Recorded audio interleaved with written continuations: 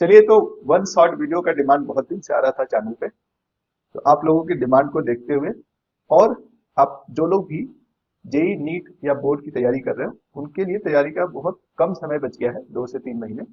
तो मैं बहुत दिनों से सोच रहा था कि इन 2 से 3 महीनों में मैं बच्चों को कैसे हेल्प कर सकता हूँ, क्योंकि अभी रिवीजन का टाइम है। हर कोई चाहता है कि जल्दी से चैप्टर को समराइज कर लिया जाए, जो इंपॉर्टेंट बातें हैं उसको ठीक से याद रख लिया जाए और कैसे उसको अप्लाई करना है वो सीख लें।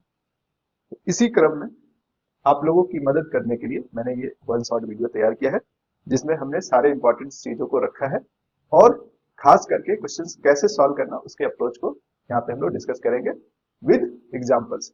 हर अलग अलग टॉपिक पे क्वेश्चंस लिए गए हैं, इसीलिए वीडियो को पूरा देखिएगा, ध्यान से देखिएगा, डेफिनेटली फायदा होगा। जो लोगों ने भी कोर्स कंप्लीट कर लिया है या जिनका भी कॉन्फिडेंस कम हो रहा हो कि तैयारी अच्छी नहीं हुई है, उन सबको फायदा होने वाला है। तो चलिए शुरू करते हैं, देखते हैं स्ट्रेट लाइन मोशन के इस वन शॉट वीडियो में हम लोग क्या क्या सीखने वाले हैं। तो स्ट्रेट लाइन मोशन में जो जो टॉपिक्स है वह डिस्टेंस और डिस्प्लेसमेंट ये समझेंगे, इस पे सवाल कैसे पूछे जाते हैं, कैसे बनते हैं उसको समझेंगे। स्पीड, वेलोसिटी, एक्सेलरेशन क्या है, उनसे कैसे सवाल पूछे जाते हैं, इन सारी चीजों को देखेंगे। इक्वेशन ऑफ मोशंस क्या है, किस कंडीशन में कब उसको यूज करना है, कैसे यूज करना है, इन सारी बातों को समझेंगे। और जो सबसे ज्यादा परेशान करता है बच्चों को, ग्राफ, ग्राफ से रिलेटेड सवाल क्या है, ग्राफ कैसे बनता है, स्ट्रेट लाइन मोशन के लिए कोई ग्राफ है तो उसको इंटरप्रेट कैसे करना है, इन सारी चीजों को समझना है। ठीक है, बिना देर किए चलिए शुरू करते हैं। सबसे पहले समझते हैं, जब मोशन की बात आएगी तो दो टर्म है, रेस्ट या मोशन। कोई भी बॉडी रेस्ट में है या मोशन में है, कैसे इसको समझा जाता है, रेस्ट में है या मोशन में है। तो रेस्ट और मोशन जो है हमेशा किसी रेफरेंस फ्रेम से देखा जाता है। रेफरेंस फ्रेम कहने का मतलब, आप कह रहे हैं कि कोई चीज रेस्ट में है, जैसे ये डॉट जो है वो रेस्ट में है, तो कैसे पता चलेगा कि रेस्ट में है?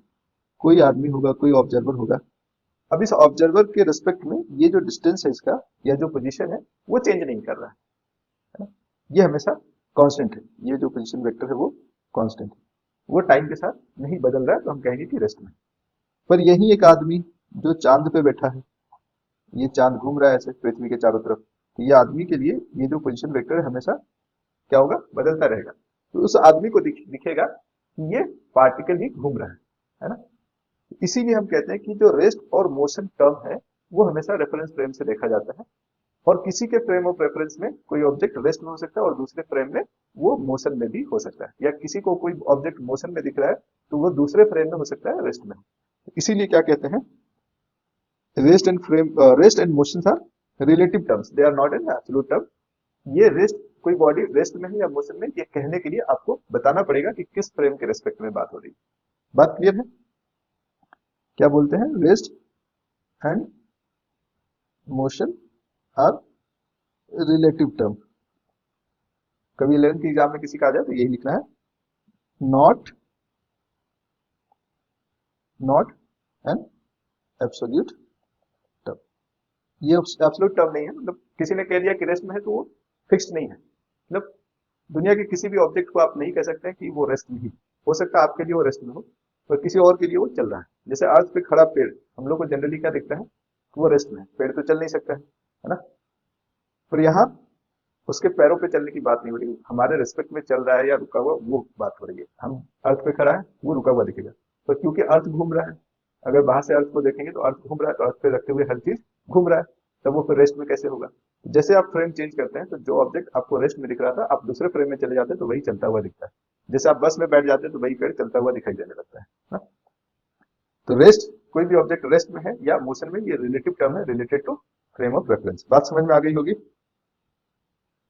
अब बात आती है कि अगर कोई ऑब्जेक्ट चलना स्टार्ट करता है तो उसके मोशन को हम कैसे ऑब्जर्व करते हैं। एक तो हम देखते हैं कि उसने किसी दिए हुए टाइम इंटरवल में कितना दूरी चला या वो कितना डिस्प्लेस हो गया। अब ये डिस्प्लेसमेंट और डिस्टेंस कई कई बार जो है एक जैसा टर्म लगता है। डिस्टेंस के लिए भी एक जगह से चल के दूसरी जगह जाना होगा, और डिस्प्लेसमेंट के लिए भी ऑब्जेक्ट को एक पॉइंट से हट के दूसरे पॉइंट पे जाना होगा। तो दोनों के लिए ऑब्जेक्ट को एक जगह से दूसरी जगह जाना होगा, और दोनों कहीं ना कहीं लेंथ को रिप्रेजेंट करता है। तो किस तरह के लेंथ को रिप्रेजेंट करता है, जैसे एक ऑब्जेक्ट है यहाँ पे पॉइंट 1 पे, ये इधर गया, फिर इधर गया, फिर इधर गया, ऐसे दिन भर घूमता रहा है ना?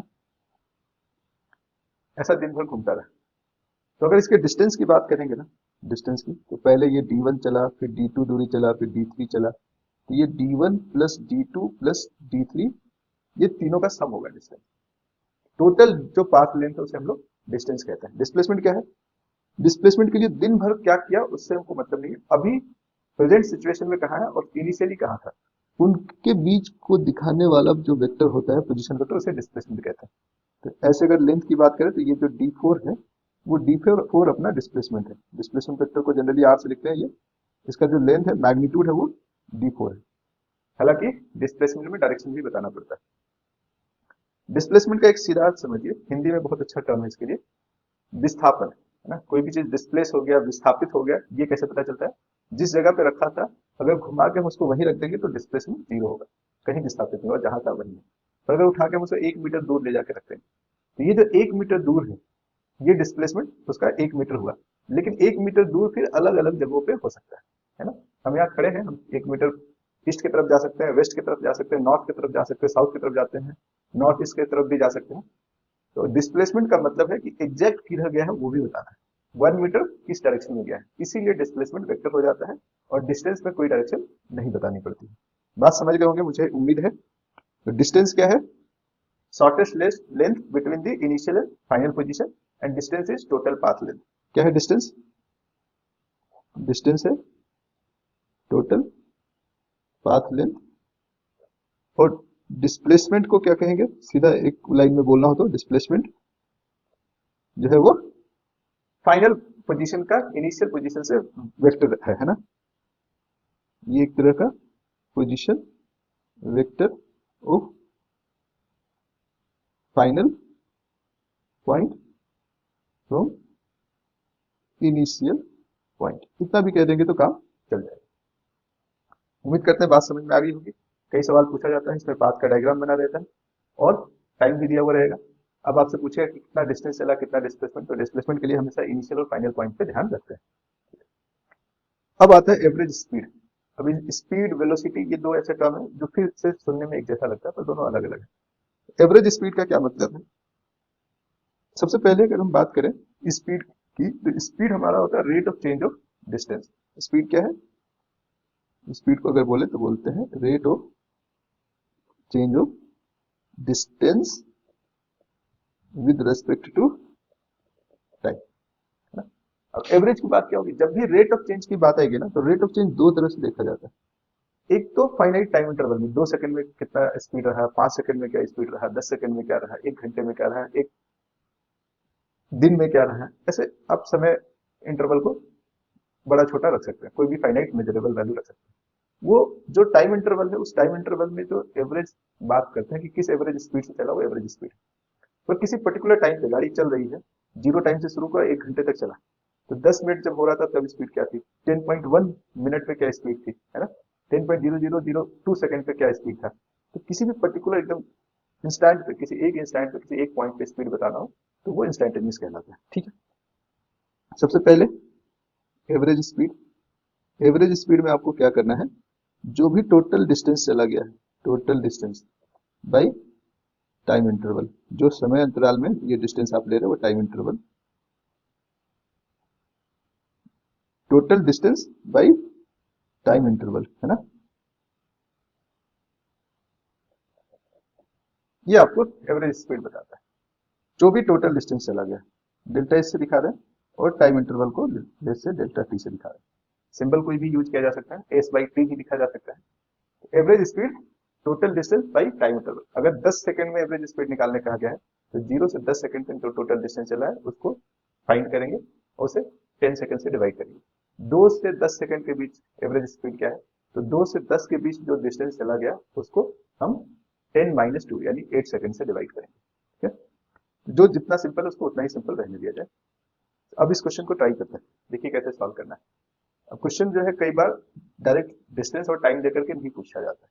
कुछ ऐसा दिया जाएगा कि पहले स्पीड कुछ और था, बाद में कुछ और था, उसका एवरेज बताइए क्या होगा। तो प्रोसेस वही है, आपको पता करना पड़ेगा कि टोटल डिस्टेंस कितना चला, टोटल समय कितना लगा उस डिस्टेंस को चलने में। जो टोटल डिस्टेंस चला टोटल टाइम से डिवाइड कर दीजिए, वो एवरेज स्पीड बताएगा। कॉन्सेप्ट बहुत सिंपल है। सवाल को ध्यान से देखिए, कह रहा है car travels from town A to town B at a speed 40 kilometre per hour and returns to town A at 80 kilometre per hour. कह रहा है ए से बी जाता है 40 की स्पीड से और बी से ए वापस आता है 80 किलोमीटर पर आवर की स्पीड से। फाइंड द एवरेज स्पीड, इसका एवरेज स्पीड बताना। ए से बी डिस्टेंस नहीं दिया है, लेकिन हम लोग को मानना पड़ेगा कुछ डिस्टेंस रहा होगा, मान लेते हैं एस है। जाते समय स्पीड इसका क्या था, जब इधर से जा रहा था तो स्पीड था 40 किलोमीटर पर आवर। और जब यहाँ से ए से, जब बी से वापस ए आ रहा था, है ना, डिस्टेंस तो वही रहा होगा, डिस्टेंस वही रहा होगा एस, पर वेलोसिटी जो था वो कह रहा है 80 किलोमीटर पर आवर। तो एवरेज स्पीड क्या होगा? बहुत बच्चे क्या गलती करते हैं कि v1 प्लस v2 बाई 2 कर देते हैं, v1 v2 का एवरेज ले लेते हैं। ऐसा नहीं करना। ऐसा कब करेंगे बताएंगे। जो प्रोसेस है, जो नियम है, उसी को फॉलो करिए। नियम क्या कहता है, टोटल डिस्टेंस कितना चला और टोटल टाइम कितना लगा उसको। तो अगर हम डिस्टेंस को एस मान लेंगे तो टोटल डिस्टेंस 2s हो गया, पर टोटल टाइम कैसे पता चलेगा, है ना। हम कह रहे हैं एवरेज स्पीड के लिए हम लोग को चाहिए टोटल डिस्टेंस अपन टोटल टाइम, है ना। सर डिस्टेंस तो समझ में आ गया कि 2s है, पर टाइम कैसे मिलेगा? टाइम मिलेगा v से। वेलोसिटी दिया हुआ है, कांस्टेंट स्पीड से चला ए से बी, तो ए से बी जाने में मान लेते हैं इसको t1 टाइम लगा और वापस आने में t2 टाइम लगा, तो हम इसको डिवाइड करेंगे t1 प्लस t2 से। अब फिर आप कह सकते हैं टी वन टी टू तो नहीं दिया हुआ है, क्या करें, टी वन टी टू नहीं दिया हुआ, तो स्पीड दिया है, डिस्टेंस हमने एस मान लिया है, तो उस डिस्टेंस को चलने में कितना समय लगेगा ये बताया जा सकता है। कैसे बता सकते हैं? डिस्टेंस अपन स्पीड करके क्या करेंगे, जो भी डिस्टेंस है बाई स्पीड, स्पीड कितना था 40, प्लस दूसरे का डिस्टेंस फिर एस था, स्पीड कितना था इस पर 80, तो t2 टाइम थोड़ा कम लगेगा, ज्यादा स्पीड से आया। अब कितना कम होगा ज्यादा होगा वो मैंने लिख दिया। अब इसे सिर्फ सॉल्व करना है। कैसे सॉल्व करेंगे? एलसीएम 80 और 40 का आ जाएगा 80, है ना, ऊपर 2s रहने दीजिए, नीचे आ जाएगा 2s plus S 3s by 80। 80 को हम ऊपर लिख सकते हैं। ये एलसीएम समझ रहे हैं सब लोग? नहीं समझ रहे हैं थोड़ा डिटेल में लिख देते हैं। कोई भी डाउट हो आप कमेंट में जरूर बताइएगा। 2s प्लस एस क्यों ऐसा किया हमने? एलसीएम अगर 80 ले लेंगे तो 40 से 80 टू टाइम्स बड़ा है, तो उसका न्यूमरेटर को 2 टाइम्स बड़ा करके लिखना होता है, और s बाई 80 में कॉमन हमने 80 ले लिया तो बच गया s, यानी कि हमने एलसीएम लिया 80 और 40 का 80। ऐसा एलसीएम में कैसा नंबर होता है, छोटा नंबर जिसे 40 और 80 दोनों से डिवाइड कर सकते हैं, तो 80 नंबर मिल गया। अब 80 से 80 एक बार में डिवाइड होता है तो उसके न्यूमरेटर को 1 टाइम्स ही लिखना है। 80 40 से 2 टाइम्स में डिवाइड होता है तो उसके न्यूमरेटर को 2 टाइम्स करके लिख दिया। मुझे पूरा उम्मीद है आप लोग को ये सब कुछ आता होगा, है ना। तो मेरा काम है सिखाना। ये 3s एस से एस चला गया, अरे हाँ सर, तो क्या एवरेज स्पीड मिल गया? बिल्कुल मिल जाएगा। 380 इंटू 2 कितना हो गया 160/3, कितना 160/3, करीब करीब 50 पॉइंट समथिंग, है ना। अगर पूरे अच्छे से डिवाइड किया जाए, 3×5 = 15, 3×3 = 9, ऐसा कुछ, ऐसा ही आ रहा रिजल्ट। अब अगर इसको कोई v1 प्लस v2/2 कर देता तो आंसर गलत आता, सही नहीं आता, करीब करीब 60 आ जाता उसका, पर एक्चुअल में 53.33 मीटर पर सेकेंड ये एवरेज स्पीड है। कॉन्सेप्ट समझ में आ गया? बेसिक चीज ही लगाना है, तो उस बेसिक चीज के लिए कई बार क्या होता है कि टोटल डिस्टेंस और टोटल टाइम ना देकर के घुमा करके वही बात कही गई हो, है ना। एक दूसरा देखते हैं क्वेश्चन। इस बार डिस्टेंस दिया हो, हमने माना था क्योंकि पॉइंट फिक्स था 1 और 2, तो उसका जो डिस्टेंस है वो आते समय और जाते समय फिक्स था, इसलिए हमने मान लिया। अब क्या कह रहा है, ए particle that covers half the distance with v1 speed and other half with v2 speed, find the average speed. कह रहा है कि इसको जाना है ए से बी, इसका आधा डिस्टेंस, आधे डिस्टेंस को हम एस मान ले रहे हैं, उसके आधे अगले आधे को भी एस मान ले रहे हैं। तो एस हो जाता है v1 स्पीड से और दूसरा एस हो जाता है v2 से। पहला एस v1 से, दूसरा एस v2 से। तो एवरेज स्पीड क्या होगा? प्रोसेस फिर से वही है। क्या करेंगे, जो पहले हमने किया ना वही क्वेश्चन है, बस ध्यान से समझिएगा। वहां पे डेटा दिया हुआ था v1 v2 का, यहाँ नहीं दिया हुआ है, तो हम v1 v2 के टर्म में ही आंसर को लिखेंगे। सबसे पहले total distance 2s, time t1 कैसे निकालेंगे, v1 डिस्टेंस को v से डिवाइड करता है टाइम के लिए, है ना, s by v1 plus s by v2। अब देखिए यहाँ पे ये 2s है, नीचे s कॉमन आ जाएगा तो 1/v1 प्लस 1/v2, s से s गया, क्या हो जाएगा average speed 2v1 v2 divided by, इन दोनों का एलसीएम v1 v2 उसको ऊपर भेज दिए, नीचे v1 प्लस v2 या v2 प्लस v1 कह लीजिए, एक ही बात है। इस तरह से आप डायरेक्ट इस फॉर्मूले का भी इस्तेमाल कर सकते हैं, पिछले वाले क्वेश्चन में भी इसको यूज किया जा सकता था, है ना? पर इतना स्ट्रेस देने की जरूरत नहीं है फॉर्मूला याद रखने में। जो प्रोसेस है इसके एक स्टेप ऊपर वाला स्टेप आपको समझना है कि टोटल डिस्टेंस अपन टोटल टाइम लिखना है, उसी से अपना काम हो जाएगा, है ना? अब देखिए कई बार क्या होता है कि टाइम दिया हुआ इंटरवल, पहला हाफ टाइम में v1 स्पीड से चला, दूसरे हाफ टाइम में वो v2 स्पीड से चला, तब बताइए एवरेज स्पीड क्या होगा। तो कह रहा है कि जो टोटल टाइम है उसको दो पार्ट में डिवाइड कर दे रहे हैं, दोनों इक्वल है, तो दोनों को टी टी मान लेंगे या टी बाई टू मान लेंगे, प्रोसेस सेम है, रिजल्ट सेम आएगा। जो पहला हाफ टाइम है उसमें v1 स्पीड से चला और दूसरे हाफ टाइम में v2 स्पीड से चला। डिस्टेंस बराबर नहीं होगा इस बार, क्योंकि स्पीड अलग है, टाइम सेम है, तो डिस्टेंस अलग अलग होगा। एक पहला डिस्टेंस होगा s1, दूसरा होगा s2, है ना। अब एवरेज स्पीड के लिए क्या करेंगे, एवरेज स्पीड का तो अच्छा ये दिया नहीं है, ये नहीं दिया है, तो आंसर इसके टर्म में नहीं लिखना। v1 v2 और t के टर्म में लिखने की कोशिश करेंगे, हालांकि t भी नहीं दिया लेकिन t दोनों बराबर है ये दिया है, उससे t भी कैंसिल हो जाएगा। कैसे, देखिए average speed is equal to total distance s1 plus s2 by total time t1 plus t2, यही होगा ना। तो हालांकि टाइम सेम है, s1 plus s2 divided by 2t ऐसे लिख देते हैं। अब s1 क्या होगा, v पता है, t पता है, तो v इंटू टी डिस्टेंस होता है। अगर स्पीड कांस्टेंट है t टाइम के लिए तो डिस्टेंस कितना चलेगा, v1 इंटू टी, है ना। तो v1 इंटू टी पहला चला, फिर दूसरा v2 into T, total time कितना था 2t। अब यहाँ से आप देखिए t common, v1 plus v2 by 2t। जो v1 बाई v2 बाई 2 करने का हम लोग सोच रहे थे ना, वो यहाँ लग सकता है। समझ सकते हैं आप, कब लगना है, जब बराबर बराबर टाइम इंटरवल के लिए अलग अलग स्पीड दिया हुआ हो, है ना। लेकिन time interval v1 v2 v3 v4 सबके लिए सेम दिया गया है, तब आप वैसे केस में v1 plus v2 plus v3 जितना दिया उसको डिवाइड कर दीजिए टोटल नंबर ऑफ v से, है ना, काम बन जाएगा। लेकिन कब, जब टाइम इंटरवल सभी v को बराबर मिला है, तब जो एवरेज आएगा इस तरह से, वही सबको जोड़ करके टोटल नंबर से डिवाइड करके जो एवरेज आएगा वही एवरेज स्पीड होगा। पर ये डिस्टेंस अगर इक्वल इक्वल चला है उसमें नहीं अप्लाई करना है। उम्मीद करते हैं आप लोगों को समझ में आया। कॉन्सेप्ट बहुत आसान सा है एवरेज स्पीड का, पर सवाल घुमा के पूछा जा सकता है। अब आता है इंस्टैंटेनियस स्पीड। इंस्टैंटेनियस स्पीड क्या है, ये जा रहे हैं हम यहाँ से यहाँ, कहीं टोटल डिस्टेंस दिया हुआ है s और टोटल टाइम भी दिया हुआ है कुछ टी नॉट ऐसा कुछ टाइम दिया हुआ है, लेकिन बीच रास्ते में यहीं पे पूछेगा कि क्या है स्पीड बताइए। तो यहाँ पे आपको एक वॉलेंटियर खड़ा करना पड़ेगा। ये क्या करेगा, इस जगह जो पोजीशन आया उसको नोट करेगा, टाइम नोट करेगा, फिर थोड़ी देर बाद T plus delta T, gap तो देना पड़ेगा, बिना गैप दिए तो पता ही नहीं चलेगा, जब तक चलेगा नहीं तब तक कैसे पता चलेगा कि स्पीड क्या है। तो थोड़ा चलने देंगे इसको, कितने समय के लिए, डेल्टा टी टाइम के लिए। समझ लीजिए कि ये एस प्लस डेल्टा एस चल गया, थोड़ा पोजीशन बढ़ गया, है ना। तो जो टोटल डिस्टेंस चला वो कितना चला, टोटल डिस्टेंस चला है एस प्लस डेल्टा एस, जो फाइनल पोजीशन दिख रहा है उसमें से इनिशियल पोजीशन को माइनस कर देंगे, डिवाइडेड बाई टाइम इंटरवल दिया हमने इसको डेल्टा टी का। लेकिन ये अभी भी एवरेज है टी और डेल्टा टी के, टी और टी प्लस डेल्टा टी के बीच के। इसको इंस्टैंटेनियस बनाने के लिए क्या करना होगा, इंस्टैंटेनियस बनाने के लिए हमें, इंस्टैंटेनियस कब होगा, जब ये जो पॉइंट है ना वो एकदम सट जाए। तो ये पॉइंट यहाँ सटेगा कैसे, जब ये टाइम इंटरवल आपने जो दिया है वो बहुत छोटा रखेंगे। तो इसी में हम कह देते हैं कि लिमिट लगा देंगे डेल्टा टी टेंस टू 0, है ना। ये हो गया आपका इंस्टैंटेनियस स्पीड।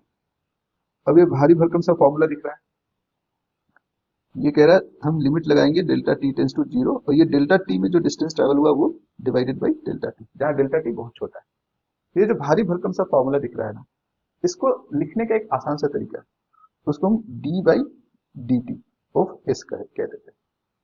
इसको क्या बोलते हैं, ds बाई डी टी। ये बताता है एस का रेट ऑफ चेंज निकालना है बहुत छोटे टाइम इंटरवल में, और इसी को इंस्टैंटेनियस स्पीड भी बोल देते हैं। तो जो भी आपने डिफरेंशिएशन पढ़ा है उसका इस्तेमाल कब और कहाँ करना है, जहां भी इंस्टैंटेनियस स्पीड में सिर्फ नहीं, जहां भी इंस्टैंटेनियस रेट ऑफ चेंज निकालना है, चाहे स्पीड का, डिस्टेंस का, डिस्प्लेसमेंट का, है ना, अमीबा डीके का, रिएक्शन होने का इंस्टैंटेनियस रेट निकालना है ना, केमिस्ट्री में भी उसको हम लोग यूज करेंगे। तो जहां कहीं भी इंस्टैंटेनियस रेट ऑफ चेंज की जरूरत पड़ेगी वहां डिफरेंशिएशन का इस्तेमाल होगा। पॉइंट क्लियर है। एवरेज वेलोसिटी, एवरेज वेलोसिटी क्या है, पहले तो वेलोसिटी समझ ले क्या है। वेलोसिटी होता है rate of change of displacement. जैसे स्पीड डिस्टेंस से रिलेटेड है, वैसे एवरेज वेलोसिटी डिस्प्लेसमेंट से रिलेटेड है, डिस्प्लेसमेंट का rate of change with respect to time. अब जब भी रेट ऑफ चेंज की बात आएगी तो दो तरह का रेट ऑफ चेंज हो सकता है, इंस्टैंटेनियस और एवरेज, है ना।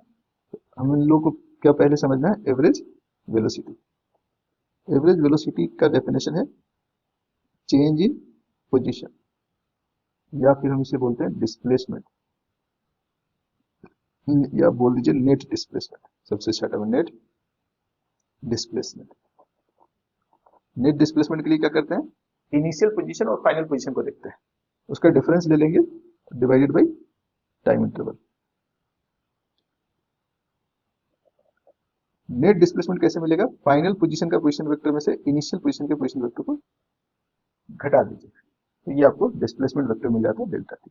अब ये कैसे होता है इसको समझना चाहते हैं अगर आप, तो यहाँ देखिए ये है पॉइंट 1 और ये चला गया पॉइंट 2 पे, हमें ये वाला चाहिए ना डिस्प्लेसमेंट, तो इसकी बात हो रही है डेल्टा एस, ये है ना वेक्टर फॉर्म है, या डेल्टा आर इसको लिख सकते हैं। पर हमें अगर दिया हुआ है, क्या दिया हुआ है, फर्स्ट पॉइंट का पोजीशन वेक्टर r1 और दूसरे पॉइंट पे जब गया तो वहां का पोजीशन वेक्टर r2 पता है, या डिस्प्लेसमेंट वेक्टर कह दीजिए। तो वेक्टर के रूल से ये वाला जो है डेल्टा आर या डेल्टा एस, डेल्टा आर में अगर आप r1 को जोड़ते हैं तो ये दोनों मिलके ट्राइंगल का दो साइड बनाता है और दोनों सेम ऑर्डर में है।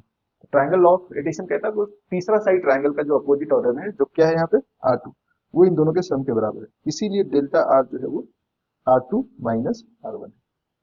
या आप ऐसे कह लीजिए कि अगर इसको आपको रिजल्टेंट के पोजीशन में दिखाना तो इन दोनों को सेम ऑर्डर में लाना होगा, r1 और r2 को। ये भी सेम ऑर्डर में नहीं है, दो वेक्टर को जोड़ना होता है सेम ऑर्डर में और फिर तीसरा साइड उसका रिजल्टेंट बताता है। तो दोनों सेम ऑर्डर में कैसे आएगा?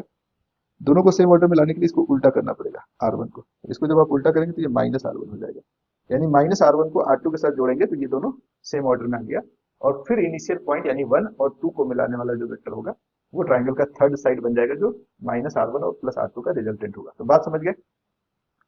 डिस्प्लेसमेंट वेक्टर के लिए फाइनल पोजीशन का पोजीशन वेक्टर में से इनिशियल पोजीशन के पोजीशन वेक्टर को माइनस करते हैं और टाइम इंटरवल से डिवाइड करेंगे, वो आपको एवरेज वेलोसिटी दे देगा। करेक्ट? उम्मीद करते हैं आप लोग क्वेश्चन में गलती नहीं करेंगे। इंस्टेंटेनियस वेलोसिटी की बात करेंगे, इंस्टेंटेनियस तो सर वही बात हो गया कि कहीं कोई पोजीशन है r, उसमें जो चेंज आया, थोड़ा सा चेंज आया delta r by delta t, है ना, ये एक्चुअल में क्या है, limit delta t tends to 0 for ratio delta r by delta t. Delta r और डेल्टा टी का रेशियो, यानी कि ये जो रेट ऑफ चेंज है, चेंज इन पोजीशन वेक्टर को हम लोग डिस्प्लेसमेंट वेक्टर भी कह रहे हैं। डिस्प्लेसमेंट वेक्टर छोटा डिस्प्लेसमेंट वेक्टर बाई छोटा टाइम में भी छोटा टाइम को बहुत छोटा लेना, टेंस टू 0, और इसे ही हम कह देते हैं इंस्टेंटेनियस वेलोसिटी। अब ये सवाल कैसे सॉल्व होगा? तो जनरली आप देखेंगे कि जो डिस्प्लेसमेंट वेक्टर हो टाइम का फंक्शन दिया हुआ रहेगा, या डिस्टेंस जो है टाइम के साथ कैसे वेरी कर रहा है वो दिया हुआ है, तो उसको आप डिफरेंशिएट कर लीजिएगा। डिफरेंशिएशन इंटीग्रेशन के लिए अलग से वीडियो बना हुआ है, अगर आपको उसमें कोई कंफ्यूजन है, डाउट है, तो आप मेरे चैनल पे जाइए और उसे आराम से देखिए, डिटेल में देखिए और समझिए कि कैसे हम लोग डिफरेंशिएशन करते हैं अलग अलग फंक्शन का। आइए सवाल पे आते हैं। इस क्वेश्चन को ध्यान से समझिएगा। कह रहा है car runs at a constant speed on a circular track of radius 100 metre. एक सर्कुलर ट्रैक है, सर्कल पाथ है जिसका रेडियस 100 मीटर है, taking 62.8 seconds for every circular loop. एक पूरा लूप पूरा करने में 62.8 सेकेंड लगता है। The average velocity and average speed of each circular loop respectively is. ये ऐसे सर्कुलर लूप में है, तो जहां से चला था वहीं पहुंच गया, तो डिस्प्लेसमेंट क्या हो गया, जीरो। डिस्प्लेसमेंट जीरो हो गया तो वेलोसिटी क्या होगा? एवरेज वेलोसिटी में तो हमें डिस्प्लेसमेंट चाहिए, है ना, बाई टाइम इसमें दिया हुआ 62.8, तो ये जब डिस्प्लेसमेंट ही जीरो हो गया तो टाइम से डिवाइड करेंगे तो वो और बर्बाद, मतलब जीरो को किसी से भी डिवाइड करिए जीरो ही रह जाएगा, जीरो आएगा। लेकिन एवरेज स्पीड जीरो नहीं है, ये एवरेज वेलोसिटी है ना। एवरेज स्पीड क्या होगा बताइए, जल्दी से सोच के बताइए, एवरेज स्पीड क्या होना चाहिए? तो एवरेज स्पीड टोटल डिस्टेंस होता है 2 पाई आर, 2 पाई इंटू 100 बाई 62.8। अब आप सोचेंगे ऐसा टाइम क्यों दिया है 62.8? पाई को कैंसिल करने के लिए 2 इंटू 3.14, है ना, इंटू 100 बाई 62.8। अब जरा सोचिए, देखिए कितने आराम से इसको कैंसिल कर सकते हैं। इसको कहाँ लिखते हैं, यहाँ लिखते हैं कहीं,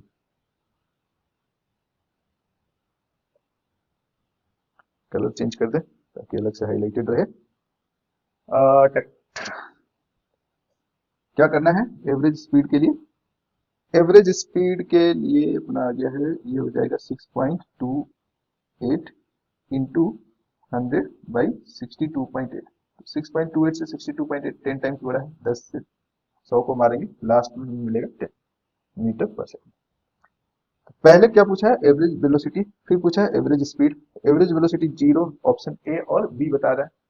फिर हमें क्या देखना है, एवरेज स्पीड, एवरेज स्पीड होना चाहिए 10, वो ऑप्शन बी बता रहा है, इसीलिए सही ऑप्शन बी है। डन, उम्मीद करते हैं आप लोगों को समझ में आया है। देखिए अब एक बहुत बढ़िया सवाल जेई ने पूछ लिया इंस्टैंटेनियस स्पीड पे, है ना। कह रहा था पोजीशन ऑफ पार्टिकल या इंस्टैंटेनियस वेलोसिटी। देखिए इंस्टैंटेनियस वेलोसिटी और इंस्टैंटेनियस स्पीड जो है ना वो सेम रहता है। क्यों सेम रहता है? क्योंकि टाइम इंटरवल बहुत छोटा है, तो बहुत टेढ़ा मेढ़ा पाथ पे नहीं चलेगा, वो जो भी पाथ चलेगा वो सीधा रहेगा। बहुत छोटा सा पाथ है तो उसमें क्या डिस्टेंस क्या डिस्प्लेसमेंट दोनों ऑलमोस्ट बराबर रहता है। इसीलिए एवरेज स्पीड और एवरेज वेलोसिटी अलग अलग आएगा, पर इंस्टैंटेनियस स्पीड और इंस्टैंटेनियस वेलोसिटी मैग्नीट्यूड में सेम रहता है। क्यों मैग्नीट्यूड कह रहे हैं? क्योंकि स्पीड का कोई डायरेक्शन ही नहीं होता है, तो डायरेक्शन सिर्फ वेलोसिटी के टर्म में बताना होगा, स्पीड के टर्म में डायरेक्शन बताने की जरूरत नहीं। और वो भी जब स्ट्रेट लाइन मोशन हो रहा है तो डायरेक्शन बताने की भी जरूरत नहीं पड़ती है, प्लस माइनस साइन से पता चल जाता है कि फॉरवर्ड डायरेक्शन में जा रहा है या बैकवर्ड में, है ना। पर जब स्पीड बताएंगे तो हम लोग उसमें साइन नहीं दिखाते, प्लस माइनस नहीं दिखाते। तो यहाँ पूछा गया मैग्नीट्यूड ऑफ वेलोसिटी, तो मैग्नीट्यूड ऑफ वेलोसिटी और स्पीड दोनों सेम हो गया, सिर्फ पॉजिटिव वैल्यू से बात चलेगी। Position of particle related to time is given by, position time के साथ कैसे चेंज हो रहा दिया हुआ है, x is equal to 5t² minus 4t plus 5। अब जेई में इससे आसान सवाल तो नहीं पूछ सकता। क्यों आसान कह रहे हैं?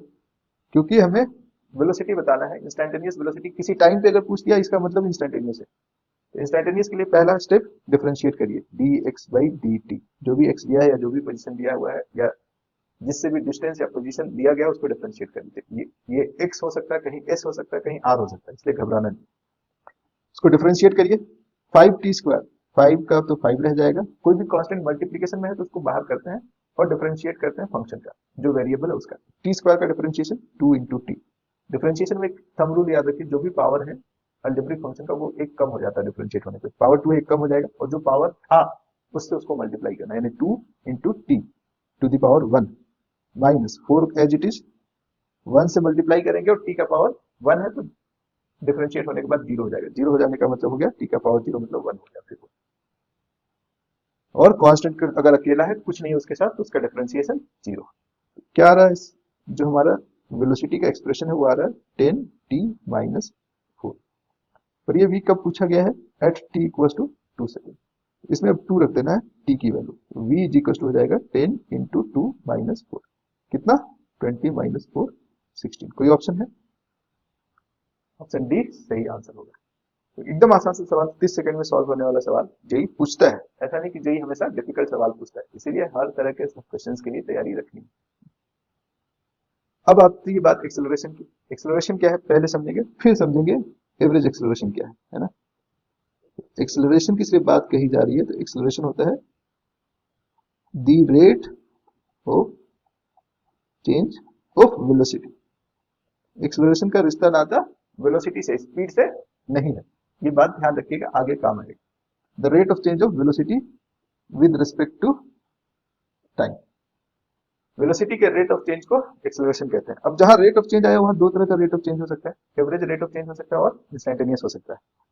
एवरेज रेट ऑफ चेंज कहेंगे तो उसको एवरेज एक्सेलरेशन बोलना होगा, है ना। एवरेज एक्सेलरेशन कैसे पता करेंगे, तो एवरेज रेट ऑफ चेंज के लिए हमें चेंज पता करना होगा, टोटल चेंज, और फिर टोटल टाइम से डिवाइड कर देना। टोटल चेंज कैसे निकलेगा, क्योंकि चेंज इन वेलोसिटी निकालना, वेलोसिटी एक वेक्टर टर्म है, तो वेक्टर का चेंज निकालने के लिए फिर वेक्टर का डिफरेंस लेना पड़ेगा। कैसे लेना पड़ेगा, फाइनल वेलोसिटी में से इनिशियल वेलोसिटी को वेक्टर वाले मेथड से घटाना है, मैग्नीट्यूड को सिर्फ नहीं सब्ट्रैक्ट करना, ध्यान रखिएगा, फिर टाइम इंटरवल से डिवाइड कर देंगे, ये एवरेज एक्सेलरेशन होगा। Point clear. इंस्टैंटेनियस की बात आएगी तब इंस्टैंटेनियस एक्सेलरेशन के लिए आपको v को डिफरेंशिएट करना है, एवरेज के लिए चेंज बाय टाइम इंटरवल और इंस्टैंटेनियस के लिए डिफरेंशिएट करना, बस इतनी सी बात आपको ध्यान में रखनी है, राइट। इस डिफरेंशिएशन को दूसरे और तरीके से लिखा जा सकता है, limit delta t tends to 0, और किसके में लिमिट लेना है, change in velocity by time interval का जो रेशियो उसमें डेल्टा टी को हम कह रहे हैं बहुत छोटा लेना। अब ये काम करना नहीं बार बार, इसका शॉर्टकट फॉर्मूला हम लोग डिफरेंशिएशन में काफी मेहनत करके सीख चुके हैं, तो उसको सिर्फ यूज करना है ना। आइए अगला सवाल देखते हैं, किस तरह का क्वेश्चन है। कह रहा है particle is moving with velocity 10 metre per second towards east, after 10 second its velocity changes to 10 metre per second towards north, its average acceleration is. कह रहा पहले ये ईस्ट की तरफ चल रहा था, फिर ये चलते चलते 10 सेकंड बाद देखा गया कि इसका वेलोसिटी जो है वो डायरेक्शन बदल गया, किधर चलने लगा है, टूवर्ड्स नॉर्थ। ये अपना v1 था, मैग्नीट्यूड में दोनों सेम था, है ना, v1 का मैग्नीट्यूड और v2 का मैग्नीट्यूड। मैग्नीट्यूड के लिए मॉड साइन लिखते हैं, ऐसे इसको हम लोग मॉड बोलते हैं। इसका मतलब कि सिर्फ मैग्नीट्यूड की बात हो रही है। v1 पे वेक्टर साइन दिया मतलब पूरे वेक्टर की बात है, उसमें मैग्नीट्यूड भी है, डायरेक्शन भी है। जब मॉड लगा देते हैं तो सिर्फ नंबर की बात होती है। तो ये कितना था 10 और ये भी कितना था 10। पर हमें चाहिए एवरेज एक्सेलरेशन। अभी अभी हमने सीखा है कि एवरेज एक्सेलरेशन के लिए क्या करते हैं, final velocity minus initial velocity. अब आपके दिमाग में आ रहा होगा खुरापात, टाइम इंटरवल कितना है 10 का, कि सर v2 भी 10 v1 भी 10, डिफरेंस हो गया 0, 0/10 0। ये ऑप्शन सही लग रहा है, पर ऐसी गलती नहीं करना है। क्यों? क्योंकि हमें वेक्टर का डिफरेंस लेना है। वेक्टर का डिफरेंस कैसे लेते हैं, हमें वेक्टर के डिफरेंस में भी जोड़ना होता है। क्या जोड़ना होता है, v2 में माइनस v1 को, माइनस v1 क्या है, ये अगर आपका v1 है तो इसका उल्टा माइनस v1 कहलाएगा। तो इस माइनस v1 को यहाँ ला करके जोड़ना है, किसमें, v2 में। ये जो ट्राइंगल का थर्ड साइड मिलेगा ना, अब ये v2 और माइनस v1 दोनों फिर से 90 डिग्री पे। तो दो वेक्टर जब 90 डिग्री पे तो उसका summation under root a square plus b square होता है ना, पाइथागोरस थ्योरम लग जाता है। तो ये अंडर रूट 10 का स्क्वायर प्लस 10 स्क्वायर होगा। माइनस कर रहे हैं लेकिन यहाँ मैग्नीट्यूड दोनों का सेम है, एंगल 90 डिग्री है, तो हम लोग लेते हैं मैग्नीट्यूड का स्क्वायर प्लस मैग्नीट्यूड का स्क्वायर, है ना, क्योंकि डिफरेंस भी, वेक्टर का डिफरेंस भी एडिशन के जैसा ही होता है। डिवाइडेड बाई 10 कितना आएगा ये एवरेज एक्सेलरेशन सर, बताइए आप क्या आना चाहिए सर। ऊपर आ रहा है 10√2, कैसे, क्योंकि 10 square plus 10 square is 10 square into 2, दो बार जोड़ रहे हैं तो 10 स्क्वायर का रूट 10 बाहर आ जाएगा, 2 अंदर रह जाएगा, √2 रहेगा, डिवाइडेड बाई 10 था, 10 से 10 गया, तो एवरेज एक्सेलरेशन जो आ रहा है वो √2 metre per second square, √2 metre per second square. अच्छा डायरेक्शन भी देखिए बताया, कह रहा डायरेक्शन है नॉर्थ वेस्ट। अब ये देख सकते हैं, ये जो डायरेक्शन है ना चेंज इन वेलोसिटी का, वही डायरेक्शन एक्सेलरेशन का भी होगा। तो एक्सेलरेशन किधर है, ऊपर वाले डायरेक्शन को नॉर्थ मानते हैं, इधर वाले को ईस्ट मानते हैं, है ना, ईस्ट देव है अपने, उसके उल्टा वेस्ट है। और जो डेल्टा भी आया है वो किधर आया है, नॉर्थ और वेस्ट के बीच में, इसीलिए टुवर्ड्स नॉर्थ वेस्ट कहा जा रहा है। जिधर डेल्टा वी उधर अपना एक्सेलरेशन। क्लियर है पॉइंट, चलिए आगे बढ़ते हैं फिर। ये वाला क्वेश्चन देखिए कैसे सॉल्व करते हैं। कह रहे the position of a particle as a function of time t is given by xt is equal to at plus bt square minus ct cube where a b c are constants. When the particle attains zero acceleration then its velocity will be, जब acceleration zero होगा तो v क्या होगा। पर यहाँ जो formula है, जो रिलेशन है वो x के लिए है, पर पूछ रहा है v क्या होगा, और v भी कब पूछ रहा है, जब एक्सेलरेशन जीरो होगा। भैया पहले x से हमको v और a तक पहुंचना होगा, कैसे पहुंचेंगे, बहुत आसान तरीका है। x दिया हुआ है at plus bt square minus ct cube, एक बार डिफ्रेंशिएट करेंगे तो उससे हमें वेलोसिटी मिलेगा। dx बाई dt करेंगे तो यहाँ से a प्लस bt 2bt हो जाएगा। ये क्यों 2bt, b जैसा का वैसा रह जाएगा, और t स्क्वायर का होता है 2t, तो इसको 2 इंटू बी इंटू टी करते हैं। उसी तरह -3 से मल्टीप्लाई करेंगे c एज इट इज रहेगा, t का पावर 2 हो जाएगा। तो ये आया अपना v। ठीक है सर, एक बार और डिफरेंशिएट करेंगे तो एक्सेलरेशन आ जाएगा। एक बार और डिफरेंशिएट करते हैं तो उसको बोलते हैं डबल डिफरेंशिएशन ऑफ एक्स और सेकंड डेरिवेटिव ऑफ एक्स। लिखते हैं d2x बाई dt स्क्वायर, पढ़ने का तरीका देखिए, इसको बोलते हैं d2x बाई dt स्क्वायर। क्या होता है ये, dv बाई dt यानी कि एक्सेलरेशन। तो ये कितना हुआ, एक कांस्टेंट रह गया, अकेला रह जाएगा कांस्टेंट तो उसका डिफरेंशिएशन 0, 2bt का हो जाएगा 2b सिर्फ t का डिफरेंशिएशन 1, माइनस 3ct स्क्वायर है तो क्या करेंगे भैया, 3t स्क्वायर का 2t, 2 से 3 मल्टीप्लाई होगा तो 6, अब नंबर आ गया 6 इंटू सी इंटू टी स्क्वायर का, तो 2t हो गया, तो 2 मल्टीप्लाई हो चुका है, 3 से t लिख देंगे सिर्फ। तो ये आ रहा है एक्सेलरेशन। पर एक्सेलरेशन जीरो कब होगा, हमें टाइम पता करना है। इसको जीरो करके पहले टाइम पता करिए, उस टाइम पे v क्या होगा ये बताना है ना। कब टाइम क्या होगा, जब आपका 2b बराबर हो जाए 6ct के, यहाँ से t इक्वल टू आ रहा है b बाई 3c। अब ये b बाई 3c रखना है किसकी वैल्यू, t की, और पता करना है हमें वेलोसिटी क्या होगा उस टाइम पे। तो v वाले एक्सप्रेशन में आपको करना क्या है, a plus 2b into T की वैल्यू कितना, b by 3c minus 3c into b का स्क्वायर बाई 3c का होल स्क्वायर।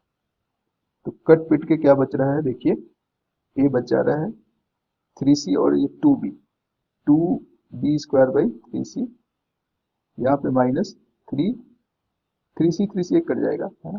हाँ, ऊपर बचेगा b स्क्वायर बाई 3c का होल स्क्वायर। एक बार चेक करिए सब कुछ ठीक चल रहा है, बढ़िया चल रहा है, चलने दीजिए। सर बढ़िया तो चल रहा है, पर इसमें हम लोग कुछ कर सकते हैं क्या? देखिए ऑप्शन क्या क्या दिया हुआ है। अरे ऑप्शन तो बड़ा सीधा सिंपल सा साधारण सा दिया हुआ है। इस बदमाश के लिए कुछ ना कुछ तो इंतजाम और बंदोबस्त करना होगा। हम लोगों ने क्या गलती किया, ये स्क्वायर तो मर गया था कि क्यों उसको ढो रहे हैं, यहाँ स्क्वायर रहेगा नहीं। अब ये आसान हो सकता है, ए प्लस 2b स्क्वायर में से एक b स्क्वायर गया, बचा b स्क्वायर, नीचे 3c रहे। ये अपना फाइनल आंसर, चेक कर ले, a plus b square by 3c, option C correct answer होता है। डन है। फिर एक बार समझिए, x का एक्सप्रेशन दिया हुआ था, उसको डिफरेंशिएट करके v का एक्सप्रेशन निकाल लिए, फिर डिफरेंशिएट किए तो एक्सेलरेशन मिल गया, टाइम के साथ कैसे चेंज हो रहा है, और किस टाइम पे एक्सेलरेशन जीरो होगा, एक्सेलरेशन के एक्सप्रेशन को जीरो पुट करके हमने t पता किया था, वो t की वैल्यू जाके v के एक्सप्रेशन में रख दी, वहां से जिस टाइम पे एक्सेलरेशन जीरो उस टाइम पे v मिल गया, राइट। तो आप समझ गए हैं कि इंस्टैंटेनियस स्पीड और एवरेज स्पीड पे सवाल कैसे पूछे जाते हैं, या इंस्टैंटेनियस एक्सेलरेशन और एवरेज एक्सेलरेशन का सवाल हो तो कैसे लोग उसको सॉल्व करेंगे। जहां भी इंस्टैंटेनियस की बात आएगी तो वहां फंक्शन टी में दिया रहेगा, उसको डिफरेंशिएट करके हमें इंस्टैंटेनियस रेट ऑफ चेंज पता करना होता है। जैसे इस सवाल को देखिए, बड़ा ही बेहतरीन क्वेश्चन है, बहुत बढ़िया सवाल। कह रहा है particle starts moving rectilinearly at t equals to zero, t equals to zero पे ये स्टार्ट कर रहा है, मतलब इनिशियली उसका स्पीड क्या था, जीरो था, ठीक, और पोजीशन भी जीरो मान लेते, वहीं से स्टार्ट किया मान लेते, such that its velocity v changes with time t according to the equation। अब जहां से भी ये चलना शुरू किया, उसके बाद जैसे जैसे टाइम बढ़ेगा v की जो वैल्यू होगा वो टी स्क्वायर माइनस टी, ठीक है, where t is in seconds and v is in meter per second, the time interval for which the particle retards is, कह रहा है वो समय अंतराल बताइए जब पार्टिकल रिटार्ड कर रहा है, यानी एक्सेलरेशन वेलोसिटी के उल्टा है। रिटार्ड करने का मतलब क्या है, रिटार्डेशन का मतलब क्या होता है, रिटार्डेशन का मतलब नेगेटिव एक्सेलरेशन नहीं, रिटार्डेशन का मतलब होता है कि जिधर v है उसके उल्टा एक्सेलरेशन, है ना। अभी सबसे पहले समझते हैं कि v किधर है। तो v देखिए t इक्वल टू जीरो पे जीरो था, है ना, फिर कुछ समय बाद आके फिर से जीरो हो जाएगा। तो कब जीरो होगा पहले इसको चेक करते हैं। सबसे पहले v का जो एक्सप्रेशन दिया हुआ है ना उसको चेक करते हैं, ये टी स्क्वायर माइनस टी कब जीरो होगा ये चेक कर दिया जाए। टी कॉमन लेंगे तो ये t minus one is equal to zero, यहाँ से पता चल रहा है कि t इक्वल टू जीरो और t इक्वल टू 1 सेकंड, ये दो टाइम पे v जीरो होगा, यानी अभी जहां से शुरू हो रहा है वहां जीरो, और 1 सेकंड बाद फिर से जीरो होगा। तो ये जीरो से 1 सेकंड के बीच में वो क्या था, प्लस था या माइनस, वो चेक करना, कोई एक वैल्यू डालकर चेक कर सकते हैं। अगर t की वैल्यू 1 से छोटा रखते हैं तो उसका स्क्वायर उससे भी छोटा हो जाता है, जैसे 0.1 का स्क्वायर 0.01 हो जाता है, 0.2 का स्क्वायर 0.2 का स्क्वायर 0.04 हो जाता है, मतलब अगर छोटा नंबर तो उसका स्क्वायर और छोटा हो जाएगा। तो छोटा नंबर 1 से छोटा नंबर को स्क्वायर करके फिर उस छोटे नंबर के साथ उसका डिफरेंस ले रहे हैं। ये टी स्क्वायर टी से छोटा है, टी स्क्वायर छोटा है टी से, कब, if T is less than 1, इसके लिए, यानी टी 1 से अगर छोटा रहेगा तो टी स्क्वायर टी से छोटा रहेगा, यानी पॉजिटिव वाला पार्ट छोटा और नेगेटिव वाला पार्ट बड़ा, तो ओवरऑल वी क्या आएगा, नेगेटिव आएगा। जीरो से टी के बीच में वी क्या है, वी लेस देन जीरो है, जब टी जीरो से लेकर के 1 तक चलेगा। तो वी नेगेटिव है, मतलब गाड़ी इधर चल रही है टी इक्वल टू 1 सेकेंड तक। उसके बाद v जीरो होगा और t की वैल्यू 1 से जैसे ही बड़ा होगा तो v पॉजिटिव हो जाएगा, मतलब गाड़ी घूम जाएगी इधर, ठीक। उसके बाद हमेशा पॉजिटिव रहेगा और उसके ऊपर आगे कोई t का वैल्यू नहीं है, जहां फिर से v जीरो हो रहा है या फिर नेगेटिव हो रहा है, तो हमेशा फिर पॉजिटिव रहेगा। तो जीरो से 1 सेकेंड तक चला नेगेटिव डायरेक्शन में, फिर पॉजिटिव डायरेक्शन में चला। एक्सेलरेशन की बात कर ले, एक्सेलरेशन कैसे पता चलेगा सर, एक्सेलरेशन तो dv बाई dt होता है, तो dv बाई dt कितना होगा, 2t माइनस 1 होगा।